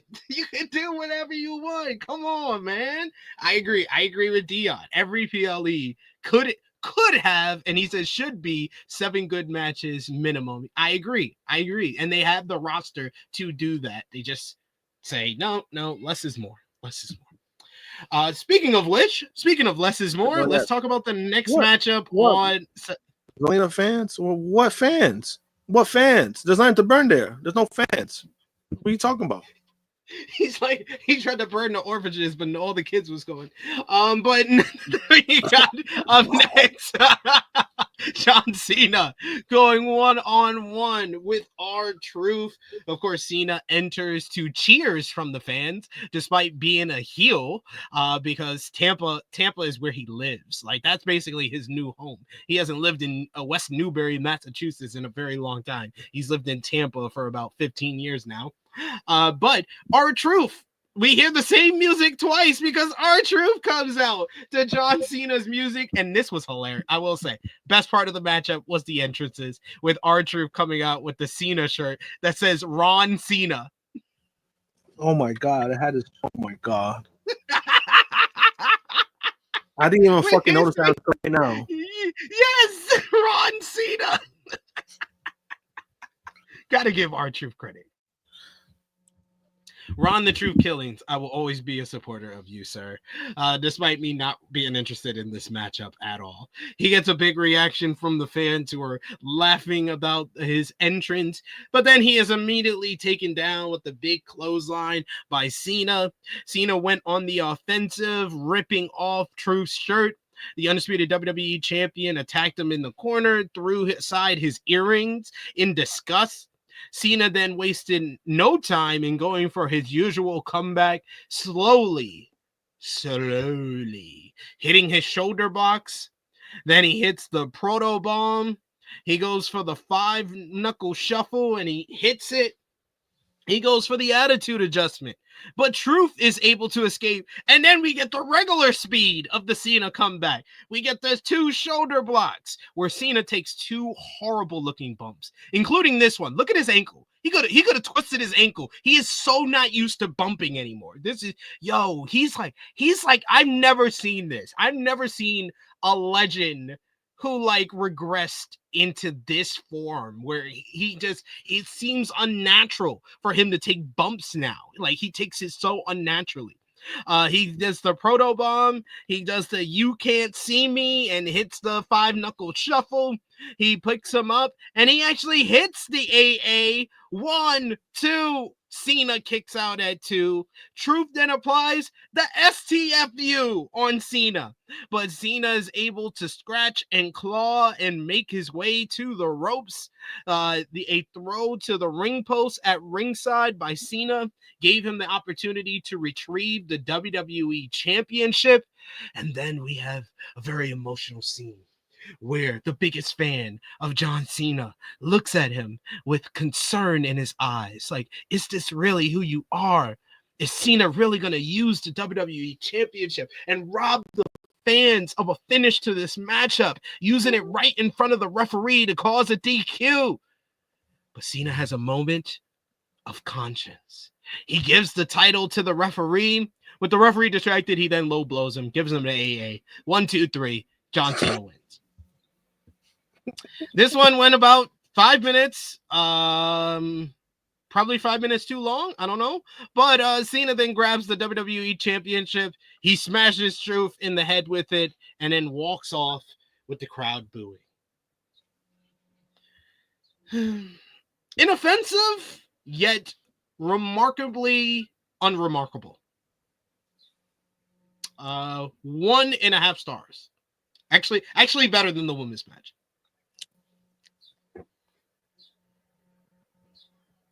Josh?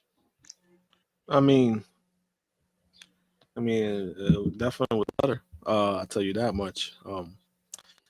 It was just, I don't know, the match, right? It felt like it went longer than it should have, right? I think part of that was because they were doing like the moves and all that stuff. And I'm just like, bro, like, why are you wrestling R-Truth like this? Like, you just squash him, beat the shit out of him. You know what I mean? And it doesn't necessarily hurt R-Truth because we already know where R-Truth is at in his career. Like, you know, I just thought, I don't know, it was a complete waste of time. Even though I like the entrance with R-Truth was funny. You know, they even selling the shirts. I was like, damn, they even selling the shirts on the Dirty Shop. But it's, I don't know, it's one of those things where I'm like, you wasted a Cena appearance. You know he has less than 25 left, and you wasted a Cena appearance on a non-title basic ass match. That's what you did. Nothing really happened. You hit him with the bell. You ended up hitting him with the bell, and then you left the ring. Like you did the typical heel Cena. You kicked him in the dick. You did your finisher. You won. You hit him with the bell, and then that's it. All right, cool. I mean, this is longer than most WWE Speed matches because WWE Speed is a 3-minute time limit. So. Yeah, it was longer, and it was a lot longer than it should have. We got Chase. It says horrible waste of time and a waste of a date for the ghost of Cena. Because the way you could fucking turn this, you could have like turned the whole heel Cena thing around. Is you have him annihilate R-Truth, like. Do what Lashley did to Kofi. Fucking annihilate him. Give him 0 offense. Kill that man on TV. I'm not saying kill him literally. I'm just saying like take him out completely. That's how you get heat, and that's how it could have turned things around for him. Because why? Because R-Truth is likable. R-Truth was the biggest John Cena supporter, so that would have made sense. And then the fact that the way they went about this was just like even in the last PLE. The way they went about it, you had him do the AA to R-Truth in the fucking media scrum where all those guys in there should be ashamed of themselves for not reacting to that.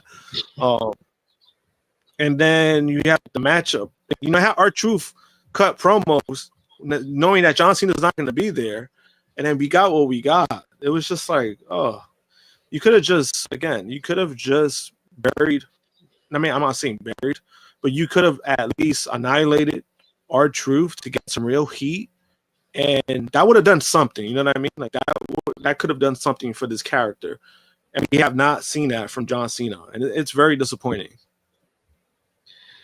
Yeah, it really feels like it's just a hollow retirement run. That there's no real creative behind it. That Cena is not into it. That the booking is not into it. That Triple H is not into this. It just feels like low effort, minimum effort being shown by the creative team, by Cena, by everyone involved, and it just comes off, like Dion said here. He says John Cena, boring matches, boring finishes, boring promos, heinous.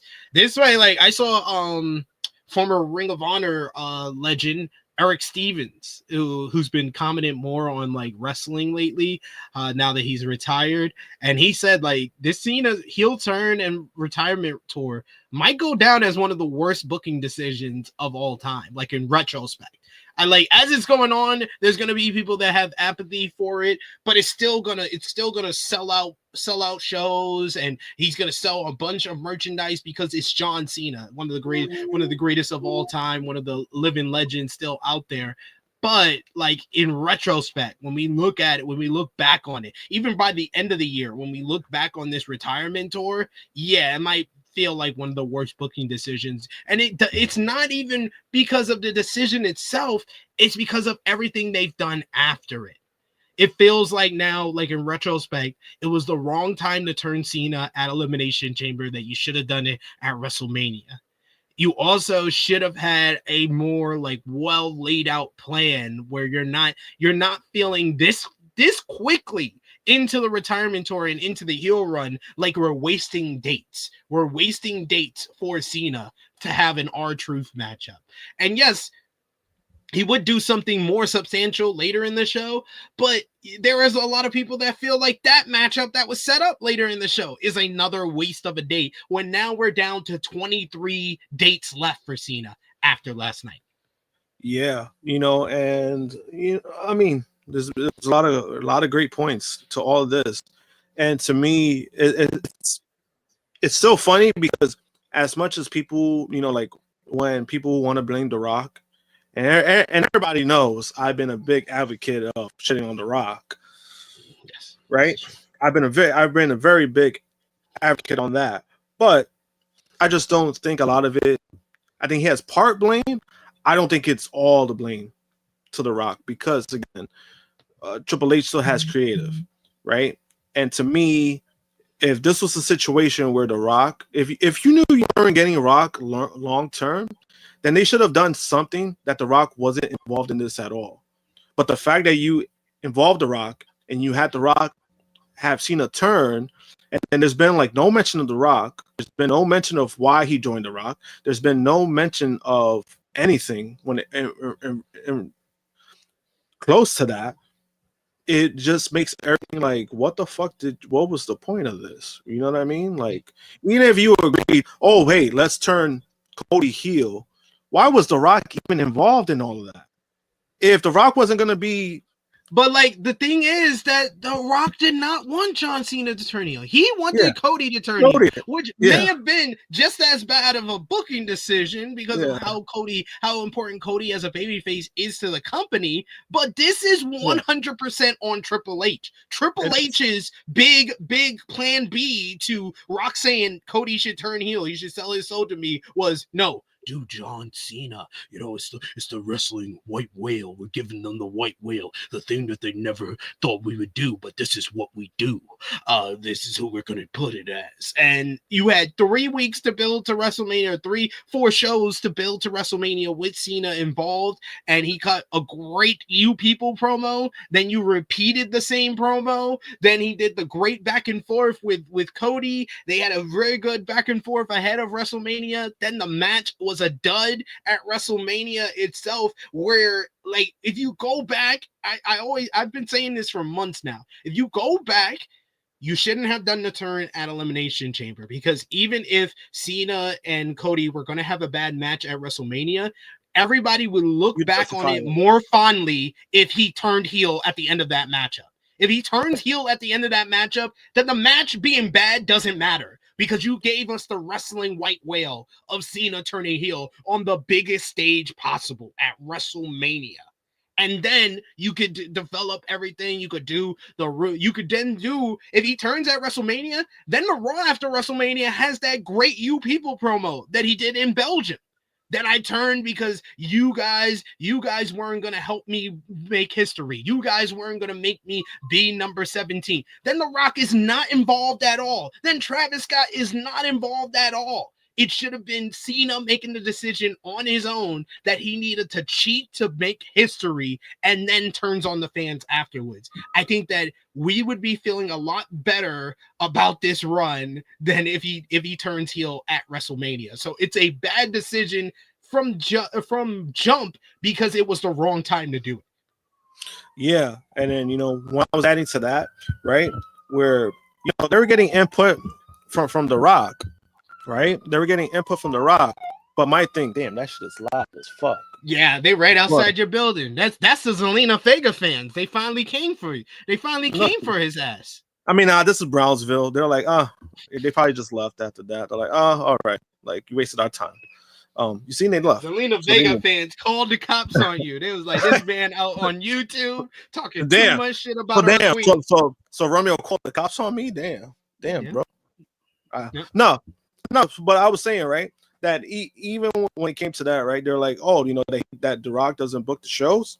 But my thing is, right, when it comes to that, even so, it makes it more funny. It's just like, why did Rock even have input to a show that he wasn't going to even be on, right? Because he threw the thing with Cody. Oh, let's have Cody turn heel. And then Triple H was like, oh, no, let's have Cena turn heel, right? And my thing is, Triple H had the best opportunity. He had the best opportunity to say, you know what? Let's turn John Cena heel. And then Triple H could have done what he wanted. And the fact that now it's looking even worse for Triple H because this is like, bro, like this was your decision. You decided this, and we've been getting shit from this. Like, and that's why I put it on Trips because it's like, bro, like you suggested this. You wanted to, like, this is what you suggested, and we've been getting the same shit from John Cena since he turned heel. We're getting the same type of promos. Every babyface has, besides R-Truth, has gotten the upper hand on him, and it's the same. Even the quality of the matches is like we're getting the same stuff. A dick hit, then that's how he wins. It's like it is what? A dick kick for R-Truth. Dick kick to win. That's crazy. That's crazy. You need to cheat on R-Truth to win. Like that's crazy to me. You should have squashed them in 90 seconds. 90 seconds is generous. Like this, he should have squashed him, and then even after the match, that's where he should have annihilated him. Like again, I think that would have been so much better because that would have gotten so much heat for John Cena, and people would have been like, "Oh shit, you see, this is the heel Cena I've been waiting for. I want him to be violent. I wanted him to be ruthless."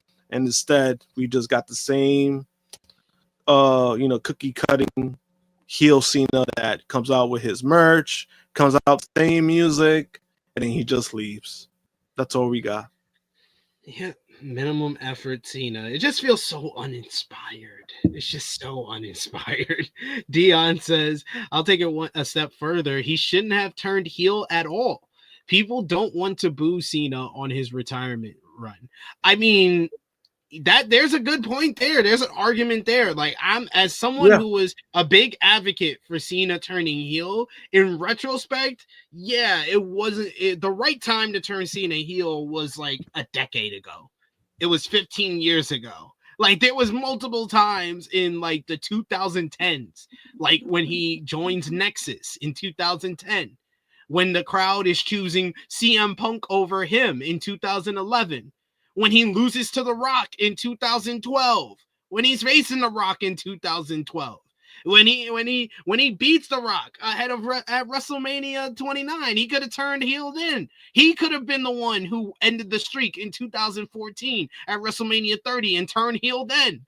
Like, there was so many different times he could have turned heel. But after the U.S. title run in 2015, the fans then loved him and beloved him and saw him as a living legend, and they have not wanted to boo him since. So that is a good argument there. Yeah, and part of it too was his match quality got rose because of that, because of the U.S. title. You know, when he was challenging people, people saw like, oh shit, this guy is actually he's gotten better in the ring. And then over the years, we actually had some good performances from Cena. Like those matches with AJ Styles, some of the best of his fucking career, arguably in his career. So there was some things that at least like John Cena, like when he was coming back, there was a big appreciation because his work got better. But the last how many years now, we kind of seen his work kind of dwindle. Right, we're trying to hold on to hope because there's like, this is John Cena. No, when he's motivated, he's gonna be good. And then the biggest match that he could have been motivated with Cody Rhodes was a big stinker. And regardless of what people, again, this argument that I've had about WrestleMania, hey, The Rock should have been out there. This is The Rock's fault. No, because honestly, if the match was a great match, if we had a match that was great, people would have been like, oh, I wish The Rock was there, but at least we got something great. We got something great out of it. We didn't even get that. We didn't get a great match at all. And that's why it's been the way that it's been. Yeah, they haven't recovered since then. But if you thought his match was bad, Jesus Christ, this backstage segment, oh my God. Backstage, World Heavyweight Champion Jey Uso was confronted by the undisputed WWE Champion John Cena, who said that it'd be quite something if Logan Paul were to defeat Uso for the world title. Jey Uso says that, Cena, he hasn't seen him since he eliminated him from the Royal Rumble, but Cena alluded to Logan Paul beating Uso for the world title, causing a scenario where the World Heavyweight Championship would be in the hands of a YouTuber, while he held the WWE Championship as his clock struck 0 and he left as the last real champion. He says that sounds like something that could ruin wrestling. Cena told Uso that he'd be watching his title defense against Logan Paul later tonight very closely. This shit was fucking horrible. This was hilariously bad. This was like a 2025 Saturday Night Live skit. This is how it was acted. This is how it was performed. And this is nothing on Jey Uso. This is all John Cena. Like, if you told me John Cena was an actor who actually did good work, I would not believe you after watching this segment. I would be like, that's a bold-faced lie. If I did not watch Peacemaker, I would be like, that's a bold-faced lie. This man could never get work. This man is fucking horrible. This was trash. It was not, yeah. I don't know what that was. And I think a lot of people did question it too. They're like, what the fuck was, like, what was that? Right? I don't mind the face-off, but it was just what was said that was like, and how it was said. It was just like, oh. But then I kind of saw the writing on the walls. It's like, oh, Money in the Bank. Those rumors are looking accurate. Yep. Because we had literally talked about it yesterday. Like, we literally talked about it yesterday. And I was just like, when we say this segment, I was like, oh, fuck, they're really going to do this. Yeah. I mean, the alternative, what we're getting is better, but I was just like, oh man, this is the most haphazardly way to get there. This is ridiculous. Dion says this shit was awful. He said John Cena sounded like a damn cyborg. What the fuck was this? I have no idea. I'm still wondering now. like 20, almost 24 hours later, I was like, what did I just watch? What was that? What was that supposed to be? Was that supposed to be good? Nefarious Nate Milton in the chat. Good to see you, good brother. Haven't seen you in the chat in a while. And of course, he joined us for our WrestleMania 41 Night 2 review. Go over and check that out if you haven't already. He said 2025 John Cena is the wrestling equivalent of when your mom used to send you to get groceries, but only gave you $14. Oh, my work rate ain't enough. Make it enough. Laughing emoji, shrug emoji, 100 emoji. Yeah. He's just like, I'm just gonna phone it in. I'm John Cena, damn it. I'm John Cena. Shit, we've seen more effort from Sting's retirement run than we've been seeing from. Yo, Ric Flair's retirement run was better than this. Ric Flair, Sting. And he was a champion, and he had the belt too, right? From what I understand, right? Ric Flair had the title. Like, didn't he have like a belt or something? No. I'm talking about his 2008, and then I'll take Ric Flair's last match over this. Oh yeah, 100%. Oh, 1,000%. 1,000%. And then who is it? There's an argument at this point that John Cena's retirement run is going so poorly that Jeff Jarrett's retirement run right now is doing better. And he got put on the shelf. There's an argument. I'm not saying I support the argument, but there is an argument. TK was smart enough to see the writing on the wall. Like, oh shit, not getting the reaction I wanted. We're gonna have to, we're gonna have to put that on the shelf, buddy. I'm sorry. LeVay, that is fair. He says SNL is funnier. Yeah, I saw the SNL weekend update for their one of, I think it was like 2 weeks ago. That was actually funnier than this. This is hilariously bad, but not that bad. Dion says this is the worst Cena promo I've ever heard, and I've heard Cena say baloney fudging mustard. Yes, I remember that. Damn. I remember that one too. Let's go to the next matchup. Well, first, before the next matchup, we had more legends in the house. Leilani Kai was there. Good ovation for her. Good to see her on some wrestling content. WWE legend. Haven't seen her in a while on anything WWE. What the fuck? Yeah, that's why I was like, wait, what? I didn't even remember seeing her last night.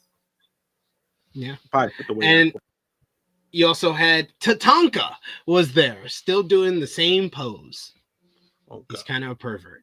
Sorry. I mean, didn't he like hype up his appearance? I'm like, that's all it was, bro. Like, he had the graphic and everything. He said he was going to put his kids over. I didn't even see his kids. But next up, you get Jesse the Body Ventura. He joins Michael Cole and Pat McAfee at the commentary table for the next matchup, which is a steel cage matchup. Drew McIntyre going one-on-one with Damian Priest. McIntyre attacks Priest during his entrance as he's entering the cage, and he grabbed a pair of steel chairs from under the ring before entering the ring himself to get things started. Priest responded with a couple of elbows, but McIntyre countered with a chop. Priest fought back with a flatliner and followed up with a kick to the face. A South of Heaven attempt by Priest was blocked by McIntyre.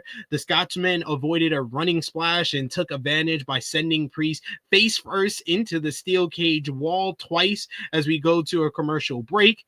Saturday Night Main Event returned with Priest and McIntyre duking it out as both men were climbing the side of the cage wall. Priest blasted McIntyre with a kick, and then he followed up with the South of Heaven for an incredibly close 2 count. Priest tried to climb off the wall, and McIntyre met him at the pass. He delivered a massive superplex from the side of the cage. McIntyre then set up Priest in the corner with the countdown 3, 2, 1 and hits the Claymore, but he only gets a 2 count as Priest kicks out. Both men got to their feet and they started trading some big strikes. Like this devolved into pretty much a hockey fight at this point. Priest got the upper hand and left him stunned with his martial arts strikes. Then Priest avoided a claymore and he dropped Drew with a big boot. McIntyre responded by delivering his own South of Heaven for a 2 count. Priest kicking out. Then McIntyre eyed the steel chair that he brought in, and he started pelting Priest on the back with it multiple times. McIntyre attempted to hit the Claymore in the corner with the chair propped up the same way that he won the Sin City Street Fight at WrestleMania 41, but Priest was able to dodge at the last second.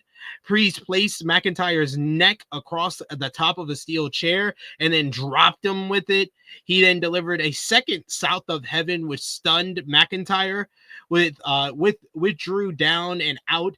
McIntyre then grabbed the 2 chairs that were in the ring and he delivers a massive concerto, with the commentary team mentioning that this is the second time that Priest has ever delivered that move. The first time was on his mentor, the former leader of the Judgment Day, Edge, actually bringing up Edge on WWE television. This is one case where I will say, AEW, learn from WWE. Just because someone leaves doesn't mean you completely ignore your past. God damn it, just mention Mariah May. Fuck. But this was a nice little mention there, bringing you a little bit of a callback to Priest and the rest of the Judgment Day ejecting Edge from the group. Unfortunately, that was all ruined because he easily could have pinned him to put this rivalry to bed. But with McIntyre unconscious in the ring, Priest slowly walks over to the cage door. He walks out the cage door. He looks like he's regretting stepping down off the steel steps and like he's gonna go back into the ring. And then he just walks down, both feet touch the floor. Damian Priest wins the matchup by escaping through the door when he could have pinned him easily because the referee was in the ring. Jesse the Body Ventura is going ballistic on commentary, talking about how Priest won by just walking out of the cage door, as Cole tried to cover for it because it was obvious that this was the wrong decision. We get officials and the referee and the medical staff checking on McIntyre after the matchup as Priest picks up the big win, which should put this rivalry to bed.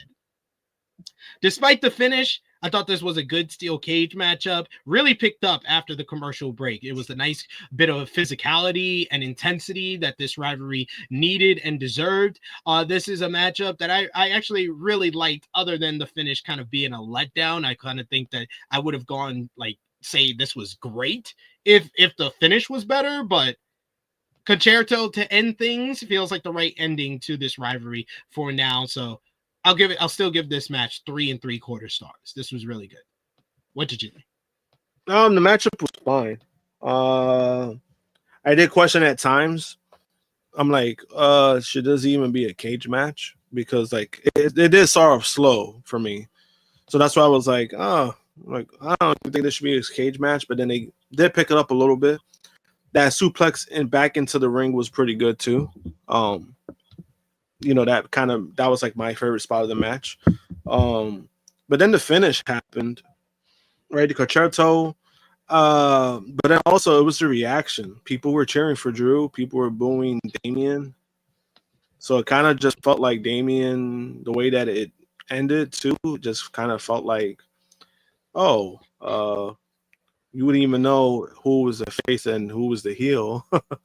No, because of the way. No, like, and especially if you're looking at this as like an infomercial for WWE, you're confusing new viewers of WWE because that was like, that's how the babyface wins the rivalry. He just walked away.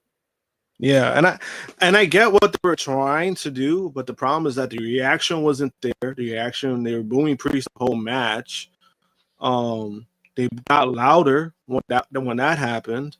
And then you are right. Drew got the bigger cheers and chants for him.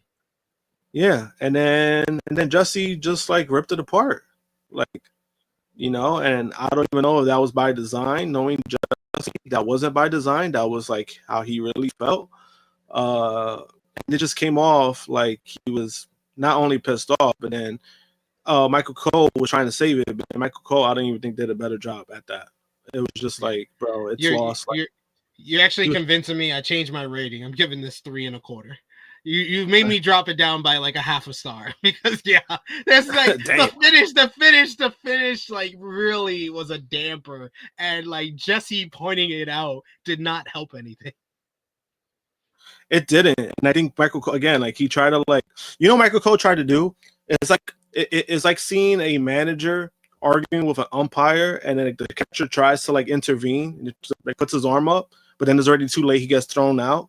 That's how it felt like. It felt like Jesse was already going off, and then Michael Cole tried to defend it, but it was already too late. Like people already got that thought, like, oh shit, this wasn't a good finish. Again, everything about it, it was more the reaction from it was the reaction, there was the way it happened. And just, again, I don't know if that was by design or not when it comes to Jesse's rant about it. It just doesn't make the situation look good. I don't know if they had to talk with him about it or not, but he was obviously irate. He is a heel commentator. Maybe that's what he was trying to go for, being upset because the heel lost. But it didn't come off as a. At least I'm not saying it's a shoot, but he looked irritated, and it kind of matched what people felt about the finish. Part Jared Finisher says, not gonna lie, for whatever reason, I enjoy watching these two guys wrestle each other. The match itself did end oddly, but I can see why the company uses both guys. These guys are really good, like especially McIntyre. McIntyre's on a career run. That's why it's rather unfortunate the news that came out after the show. It was revealed. Let me get this right. I want to quote whoever said this the right way, because Drew McIntyre is actually going to be taking some time off from television moving forward. So this matchup and this blow off steel cage matchup is kind of like a soft writing off for him, because he got the concerto, but he walked away. Like we literally saw him walk away. We could at least do like a stretcher job, WWE. I don't understand that. I will never understand why WWE books these things the way they do, because you could have easily like had him be stretchered out after the concerto, but it is what it is. They announced on it was Wrestling Observer. No, it wasn't Wrestling Observer. It was I think it was PW Insider. Yeah, it's PW. Yeah. PW Insider reports Drew McIntyre will be off WWE TV for the foreseeable future. McIntyre, who has been working hurt for some time, finished his current WWE dates at Saturday night's main event with his loss to Damian Priest. The word backstage at the show was McIntyre would be taking an extended period off and is off television going forward. While there's been talk of McIntyre landing a potentially big Hollywood role for some time, this absence would not be related to that and is more about personal time off. So hopefully Drew McIntyre can get healthy with his time off from television. It has been reported, and he's kind of confirmed in interviews that he has been banged up for a number of months. And he also took that big bump at Backlash, where they talked about he could possibly have suffered a concussion by hitting his head on the ground. So what do you think is going to be how's WWE going to kind of rebound with him being one of the bigger stars on SmackDown and him taking a number of months off from television? I mean, I don't know, because I think Drew was kind of like in a weird spot where, obviously he's over with the crowd. He's a great heel, but at the same time, he's kind of stuck like in this feud with Damian Priest. I know Power Driver said that these guys work well together, which they do. I just think that the problem with them was just where their careers are going at the moment. Priest was over at one point in Raw, and he was the champion. Once they got the belt off of him, and once that Judgment Day storyline died down, things kind of went back down to earth for Damian Priest. So that's why a lot of people weren't as hard on this feud, because they're like, oh, let's just get this shit over with. unfortunately, and I like both guys, so it's not a knock to them. It's just the way shit has been going for both of them. So I think with Drew, Drew will be fine. I think they'll end up being fine just because like Drew hasn't been on the spot he was like when he was in the Punk feud. And now, now Damian could probably go after maybe Jacob, have a storyline when it comes to the US title match, when it comes to that could maybe do something for him. But I think with Drew, it's just unfortunate because he's been injured, he's been working injured. There's always like one thing or another. Like that cage, the Hell in a Cell, he took time out because he was injured. He got his fucking wig split open, and then that bump you mentioned from Backlash. So he's been dealing with a lot of injuries. He's been working hurt. So I think when he comes back, he'll be fine. They'll find something for him. Come back, he'll be fine. It's just a matter of what they do on SmackDown. It's like, who do you have that's gonna, somebody's gonna have to step up, and they're gonna have to figure it out. Jacob Fatu. I've been on the Jacob Fatu bandwagon for months. Please. And yes, TNC, yes.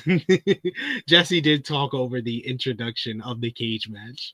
And he said, oh yeah, back in my day, they never had cage matches on Saturday Night's Main Event when there's been 2 in the 80s. And that's kind of the stuff I worried about when you got Jesse, because Jesse's very unfiltered. And you're starting to see it more now, and it's just like, oh boy, like I still think he's good at his job. It's just like, bro, this is not. We're in 2025.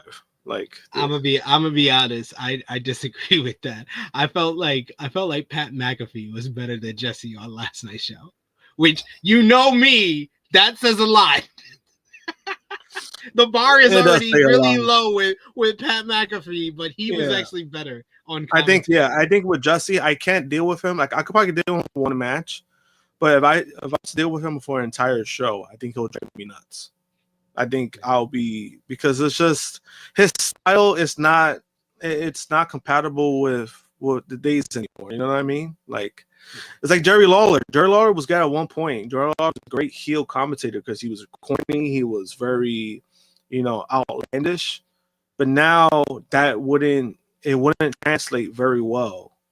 It happens. Things change, and I think that's where he's at now. It's like, I think it's good seeing Jesse. I think it's good seeing him, but at the same time, it's like, I need to see him on commentary. Like, would he be missed on commentary?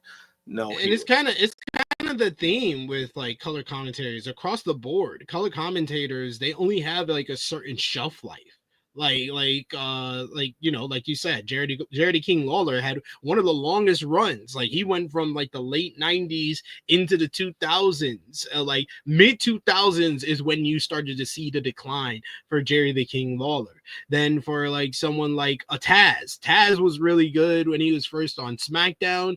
You started seeing signs of wearing thin towards the end of his WWE run. Then he came to AEW and he was good for a couple of years, and now he's just like, over here, something Jones over here, and like, it wears thin. You can see that he has diminished from where he was at his peak. Same thing that happened with Pat McAfee. Pat McAfee was really fun and new and fresh when he first came on in the early 2020s. He was good pretty much on commentary, and then he took his break, and then he came back, and it looked like he diminished already. He was already diminishing, and that was like 2 years ago. He's just gotten worse over the last 2 years. Corey Graves was awesome on NXT. He was great when he first came to the main roster, but he had Vince McMahon in his ear for multiple years, and that started to dwindle his quality. Booker T, when he was Black Snow on TNA, that was like some of the most hilarious commentary that you've ever heard. And he was good when he came over to WWE and he was playing the role. But over the years, it wears thin, and now he's just basically a shell of his former self. He has his moments where he's funny. He has his moments where he's funny and he has his one-liners and he has his ridiculous moments that make you laugh, but he's not very good at the job of the color commentator. Like Wade Barrett is the best color commentator in WWE. Nigel McGuinness is the best color commentator in AEW, and Nigel, I feel like, has had one of the longer runs of being great at the job, because he was great when he was in NXT UK. And he was on NXT. Like, he was great then, and he's still been great coming over to AEW. He's had a long run as a good color commentator, but it's few and far between. Don Callis is another one who's always been great at being a color commentator from when he was the what was it, Cyrus the Virus in ECW to now when he's commentating on the Don Callis family matches. Like, there's only certain people, because really, in general, the color commentary role, it has a shelf life. Yeah, I agree with that too, because I think it's more of like characters, right? When you're a certain character on commentary, I think that's where it runs thin. When you're one of those guys where you could kind of go into both, you could kind of be a character, but then sometimes you could be like right down the middle. You could call it right down the middle. I think that's where you're good at. I think Wade Barrett, although there's times where he leans into the character, he'll defend like the heels. Yeah. But he's really good at calling it down the middle when he needs to call it down the middle. So I do agree when it comes to that. Like, there's guys who, sometimes they'll bring something fresh, but then sometimes people just don't want to deal with it because it's just like, yo, like, just be fucking normal. And I think sometimes that's a trap that a lot of guys do fall in. Even with Jim Ross, like you said, Jim Ross was great for years, and then when he got to AEW, I think we kind of saw the best behind him by the time he got to AEW. And it happens. I like, and the way they started using him, I thought that's where he was better at. Like, all right, let's have a pay-per-view. Let's have him come on later on the show. That's where he was kind of better at, because at least we're not dealing with him long-term on the shows. And obviously, now he's going through what he's going through, so I don't want to be too harsh when it comes to that. But, Jesse, we haven't seen him in years, and obviously I know how he is, and that's why I was like, fuck, like, I'm like, you sure you want to do this? You sure want to bring back Jesse Ventura just to bring him back? I'm like, I don't know that that's a good thing. And so far, I think the first night he was fine, and then now it's kind of like you're kind of starting to see. I think this was by far the worst performance of him from like the Saturday Night Main Event since coming back. We got Dion Jenkins with a super chat donation. Thank you so much, Dion, for the support. He says, I've seen a lot of discourse about WWE counter programming AEW. I don't really mind. I just think WWE should acknowledge AEW is competition. The Monday Night Wars was all about the competition. Yeah, I think that's really the issue and why people complain about the counter programming. A lot of times when I see people complaining about the counter programming, they always bring up the fact that WWE said that AEW is not competition to them, but yet you are treating them like competition. I don't think anybody would have a problem with the counter programming if it didn't sound like they were talking out of both sides of their mouth about it. Yeah, and it's a constant with WWE, and I think that's what bothers me about the counter programming stuff, right? Is like Worlds Collide was made because of them partnering with CMML, like, Yeah. and a lot of people have confirmed that. But it's one of those things where if you don't think that these guys are competition, then don't treat it like a competition. You guys did that for years for TNA. You never saw TNA as a competition, so you didn't treat it like. No. The reason why AEW, regardless of what people want to say, AEW is competition because of the financial backing of AEW. There's another billionaire that's running it. They're signing wrestlers and they can afford wrestlers. The other companies can't. So in a sense, it's still competition on that level. Now, is it close? No. Financially, no. Like AEW second, but it's not like that. It's not like the margin is close. They're still far apart. Oh yeah, it's WWE. I've said it multiple times. It's WWE's up here. Then there's a big ass gap Then it's AEW's right here, and then it's another big ass gap where even someone like Jimmy McIlram has said probably the gap between AEW and like TNA being the third biggest North American promotion, that gap might be even bigger than the gap between WWE and AEW because of their financial backing. So like, yeah, it's AEW's then here, and then all the way down here is TNA. Yeah, it's funny that got mentioned because I remember somebody tried to say like it's a lot closer. I'm like, bro, no, it's not. I was like, Revolution alone brought in 12,000 people this year. TNA's biggest crowd, they want to announce sold out, which is to this day is still questionable because of the timing they do it. I could tell you, Under Sheets was not sold out, and I confirmed this with a lot of people who were there. So it's one of those things where people think, like, oh yeah, it's closer. I'm like, no, it's definitely not as close as you think. It doesn't need to be. If you enjoy TNA, that's absolutely great. I think that's good for wrestling. I think it's great for wrestling overall. But I think now we're falling in this trap where people think like, oh yeah, they're this. Oh, TNA is gonna be the new number 2. Like, no. As long as these companies got the money that they got, they're gonna be on the spot they're at for that reason, no matter what. The AEW is paying the highest paid woman on the roster. She's the highest paid woman. And to this day, she's probably getting more than Becky Lynch because there has not been any news of like, oh, how much Becky Lynch is making. So they're paying, they're paying top dollar for talent. So no matter what, when you have the financials, they're going to be at what they're at for a reason. And if you have these TV contracts, like these TV deals, like that's another thing that TNA is still trying to get a real TV deal. And in wrestling, that's the biggest thing. In wrestling, even back in the 80s, you needed that TV contract. If you don't have that TV deal, then you're done. And that's what a lot of companies relied on back in the day. And to this day, more so, it's the same thing. Because there are companies who they're putting money into wrestling, but they're not making nothing out of it. That's why a lot of promotions close. I mean, this is actually a good point, though. TNA is about to be number 1 when WWE buys them. You put the WWE TNA, it's number 1. I mean, by default, hey, that's what you want to call it, sure. Then we already know what's gonna happen. They're gonna dismantle the shit out of TNA. Like, oh yeah, this is ours. They'll still call it TNA, but it'll be WWE TNA. So, it'll be a new show. WWE Total Nonstop Action. It would be. I'm like, hey, if you want to do that, sure. It's just you're not going to take those contracts. So a lot of people are going to lose jobs, unfortunately. If that's the way to gain number 1, I know a lot of those scripters are going to brag about that. But it's not necessarily a good thing. It's not. I think TNA doing business with WWE, I don't think it's as like positive as people may think it is, in my opinion. But them being separate is always a good thing because you still need, especially certain talent who are just not there yet. It's good for all the wrestlers to still have a job. And I think TNA is still a good thing for other guys to work.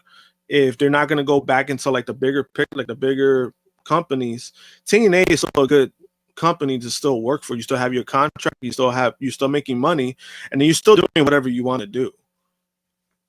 Great. We had the U.S. Express was in the crowd at Saturday night's main event. Mike Rotunda and Barry Windham, the great former WCW World Heavyweight Champion right there.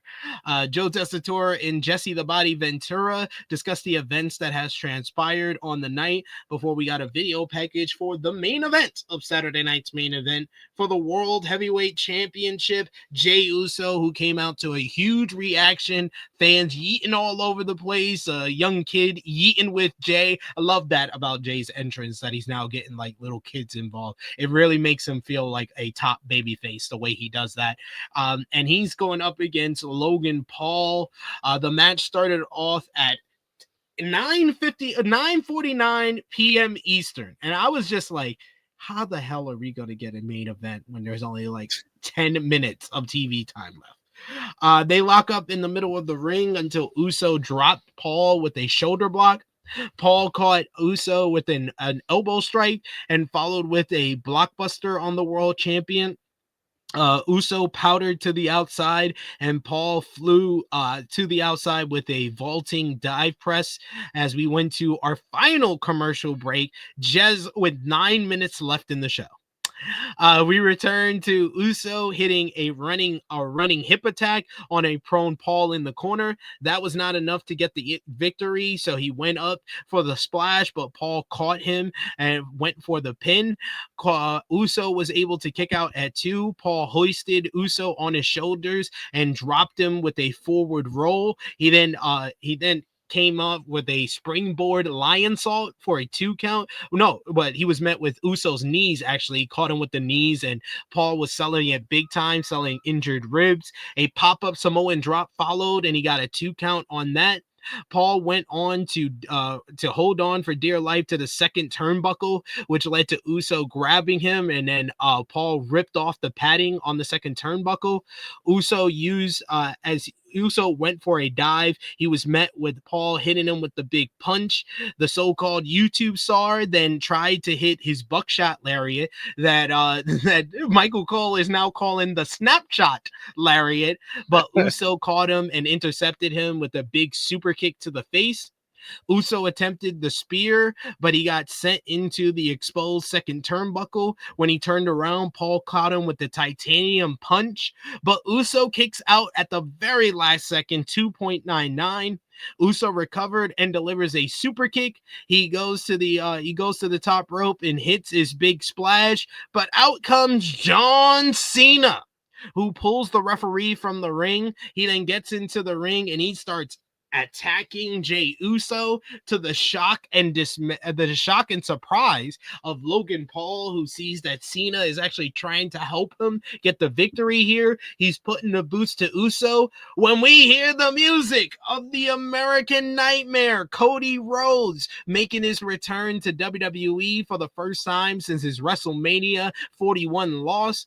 He caught Cena, hits him with the right hand, and then catches a right hand from Cena and connects with the crossroads, sending Cena to the outside. Paul tries to sneak up on Rhodes with the brass knuckles, but he's able to duck it, and then Jey follows up and hits a big spear on Logan. The referee comes back into the ring as Uso goes to the top rope. He hits the Uso splash. 1, 2, 3. Jey Uso retains the World Heavyweight Championship in the main event.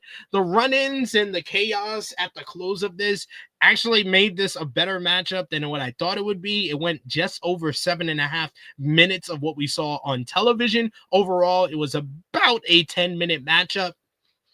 After the matchup, Rhodes took the microphone and he challenges John Cena and Logan Paul to verse him and Jey Uso in a tag team matchup in 2 weeks' time at Money in the Bank. And Cody Rhodes is so much a professional, he got the final line in as the show was going off the air, as the credits were rolling, and we fade to black with Cody and Jey Uso standing tall. This match, it got better with the Cena injection, and Cody got a huge pop, massive pop, the pop of the night probably on this show for his return, so good for him. I just felt like this was kind of hollow because it felt like too soon to put Cody back into this John Cena feud. I was really hoping that Cody would have something else to do before he got back to John Cena, but you got to set up a big main event matchup for Money in the Bank, so I understand that this was the alternative. It didn't move me the way I thought it could have. The match, like I said, it got better with the interference, so I'll give it 2.5 stars. What did you think about the match? What did you think about Cena's injection and the return of the American Nightmare, Cody Rhodes?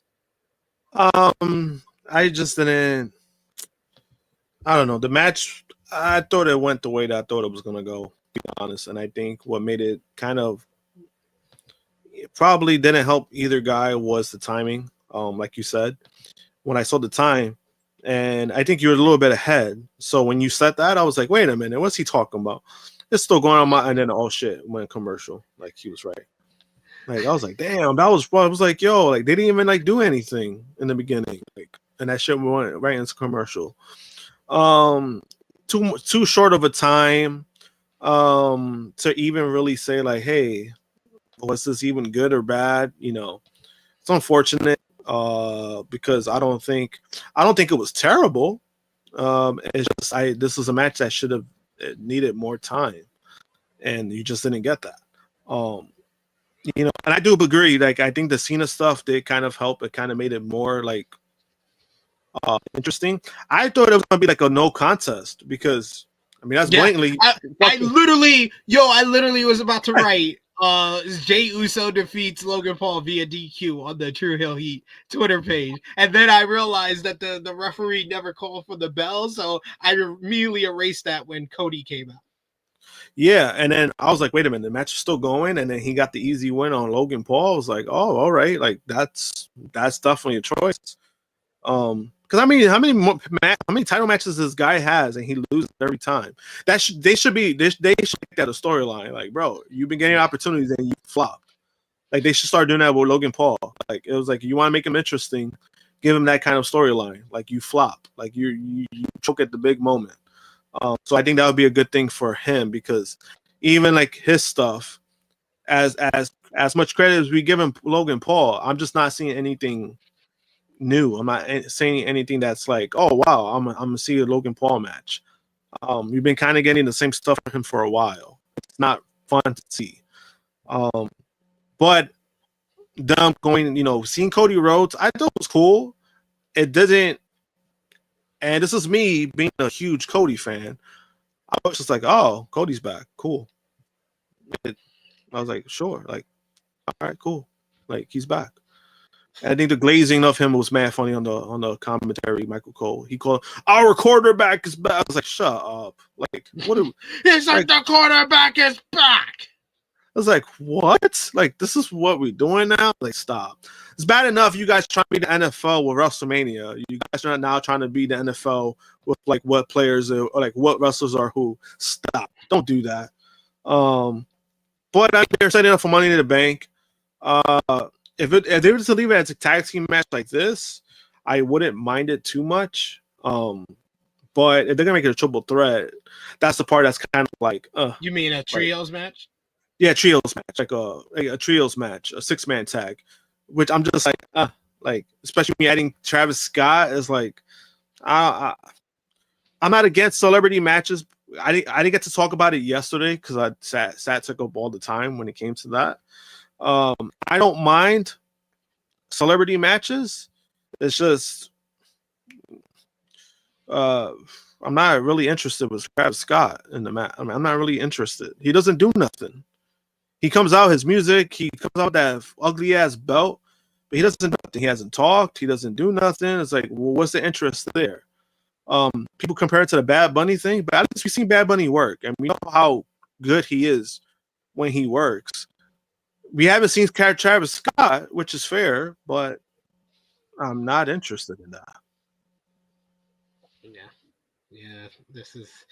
I would definitely like it more if it was just this. It was Cody and Jay versus Cena and Logan. I think this is the best chance for Cena to have a good matchup since his heel turn.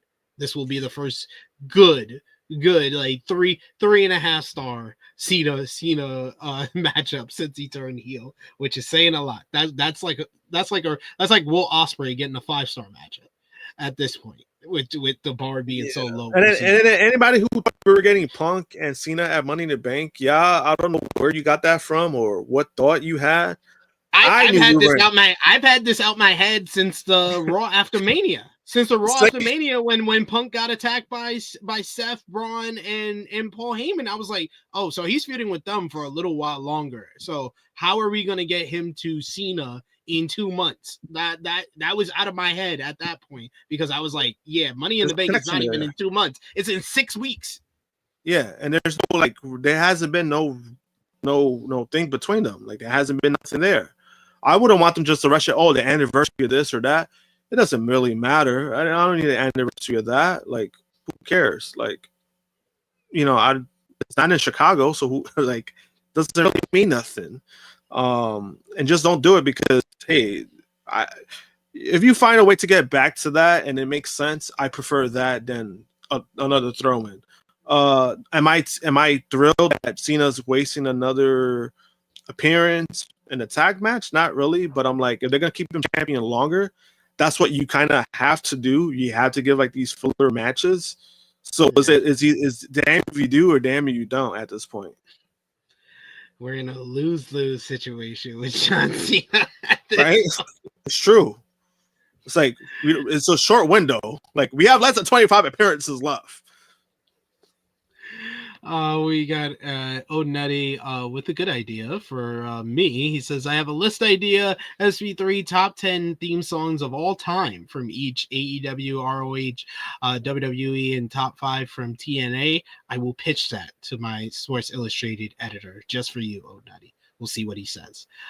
We got Antoine who says, could we get Punk versus Cena at SummerSlam or Survivor Series? There's always a chance. There's always a chance. I think with Cody in this tag matchup at Money in the Bank, we're either getting Cody Cena 2 at Night of Champions in Saudi Arabia, or we're getting it at SummerSlam. Yeah. You can also do Punk and Cena at SummerSlam. I wouldn't mind that too much, just because it's a 2-night event. You need to sell some tickets. And I think that would be a good way to sell tickets for people to go there. Yeah. Yeah. Definitely. That feels like a big time SummerSlam main event matchup for sure. So we'll see when we get to it, but it's like, hey Phil, we give you night 1 for WrestleMania. Guess what? We'll give you night 2 for SummerSlam main event. Let's see what we do. Hey, it could be Bad Bunny versus John Cena for hell I know. Hell, we know. All of us know. We don't know. We know Bad Bunny's gonna be good. It's just I think Cena will drag Bad Bunny down. Unfortunately, that's what's gonna make it bad. All right, we made it to the end of our WWE Saturday night's main event review. Comment in the live chat. Give us your match of the night, your MVP, your LVP, whether you gave the show a thumbs up, thumbs down, thumbs in the middle, and out of 10, what did you give the show? Final call for super chat donations as well. Appreciate everyone who showed their support so far. But for me and Josh, for WWE Saturday night's main event 39 in 3, 2, 1.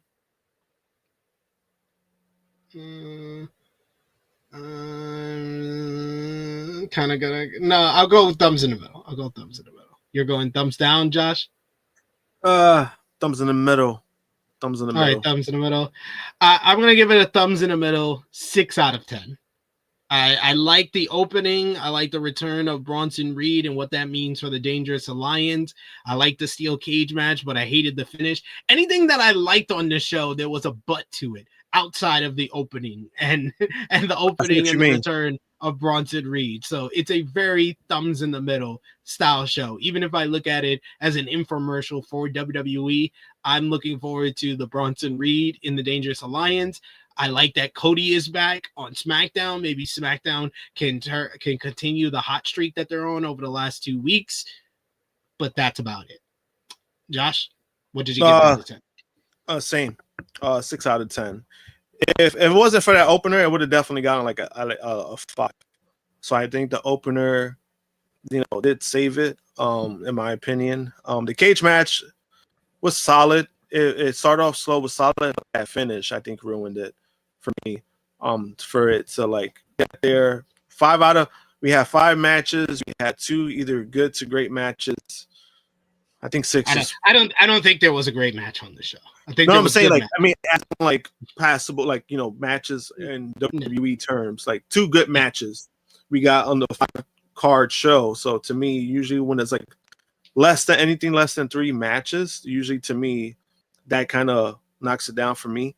Because we had 2 really bad matches, in my opinion. Not too bad. Well, 1 really bad match. Cena R-Truth match was just a waste of time. So that shit could go either way. Is like that was a complete waste of time. And then the main event was just too short.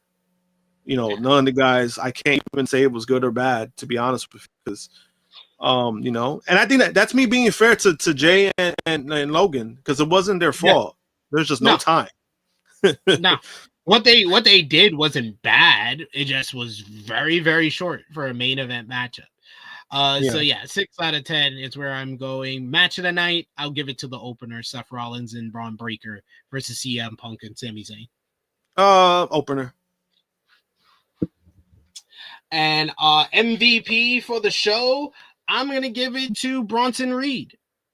What about you? I was thinking about Bronson Reed. I was like, I'll give it to Bronson Reed. Yeah, he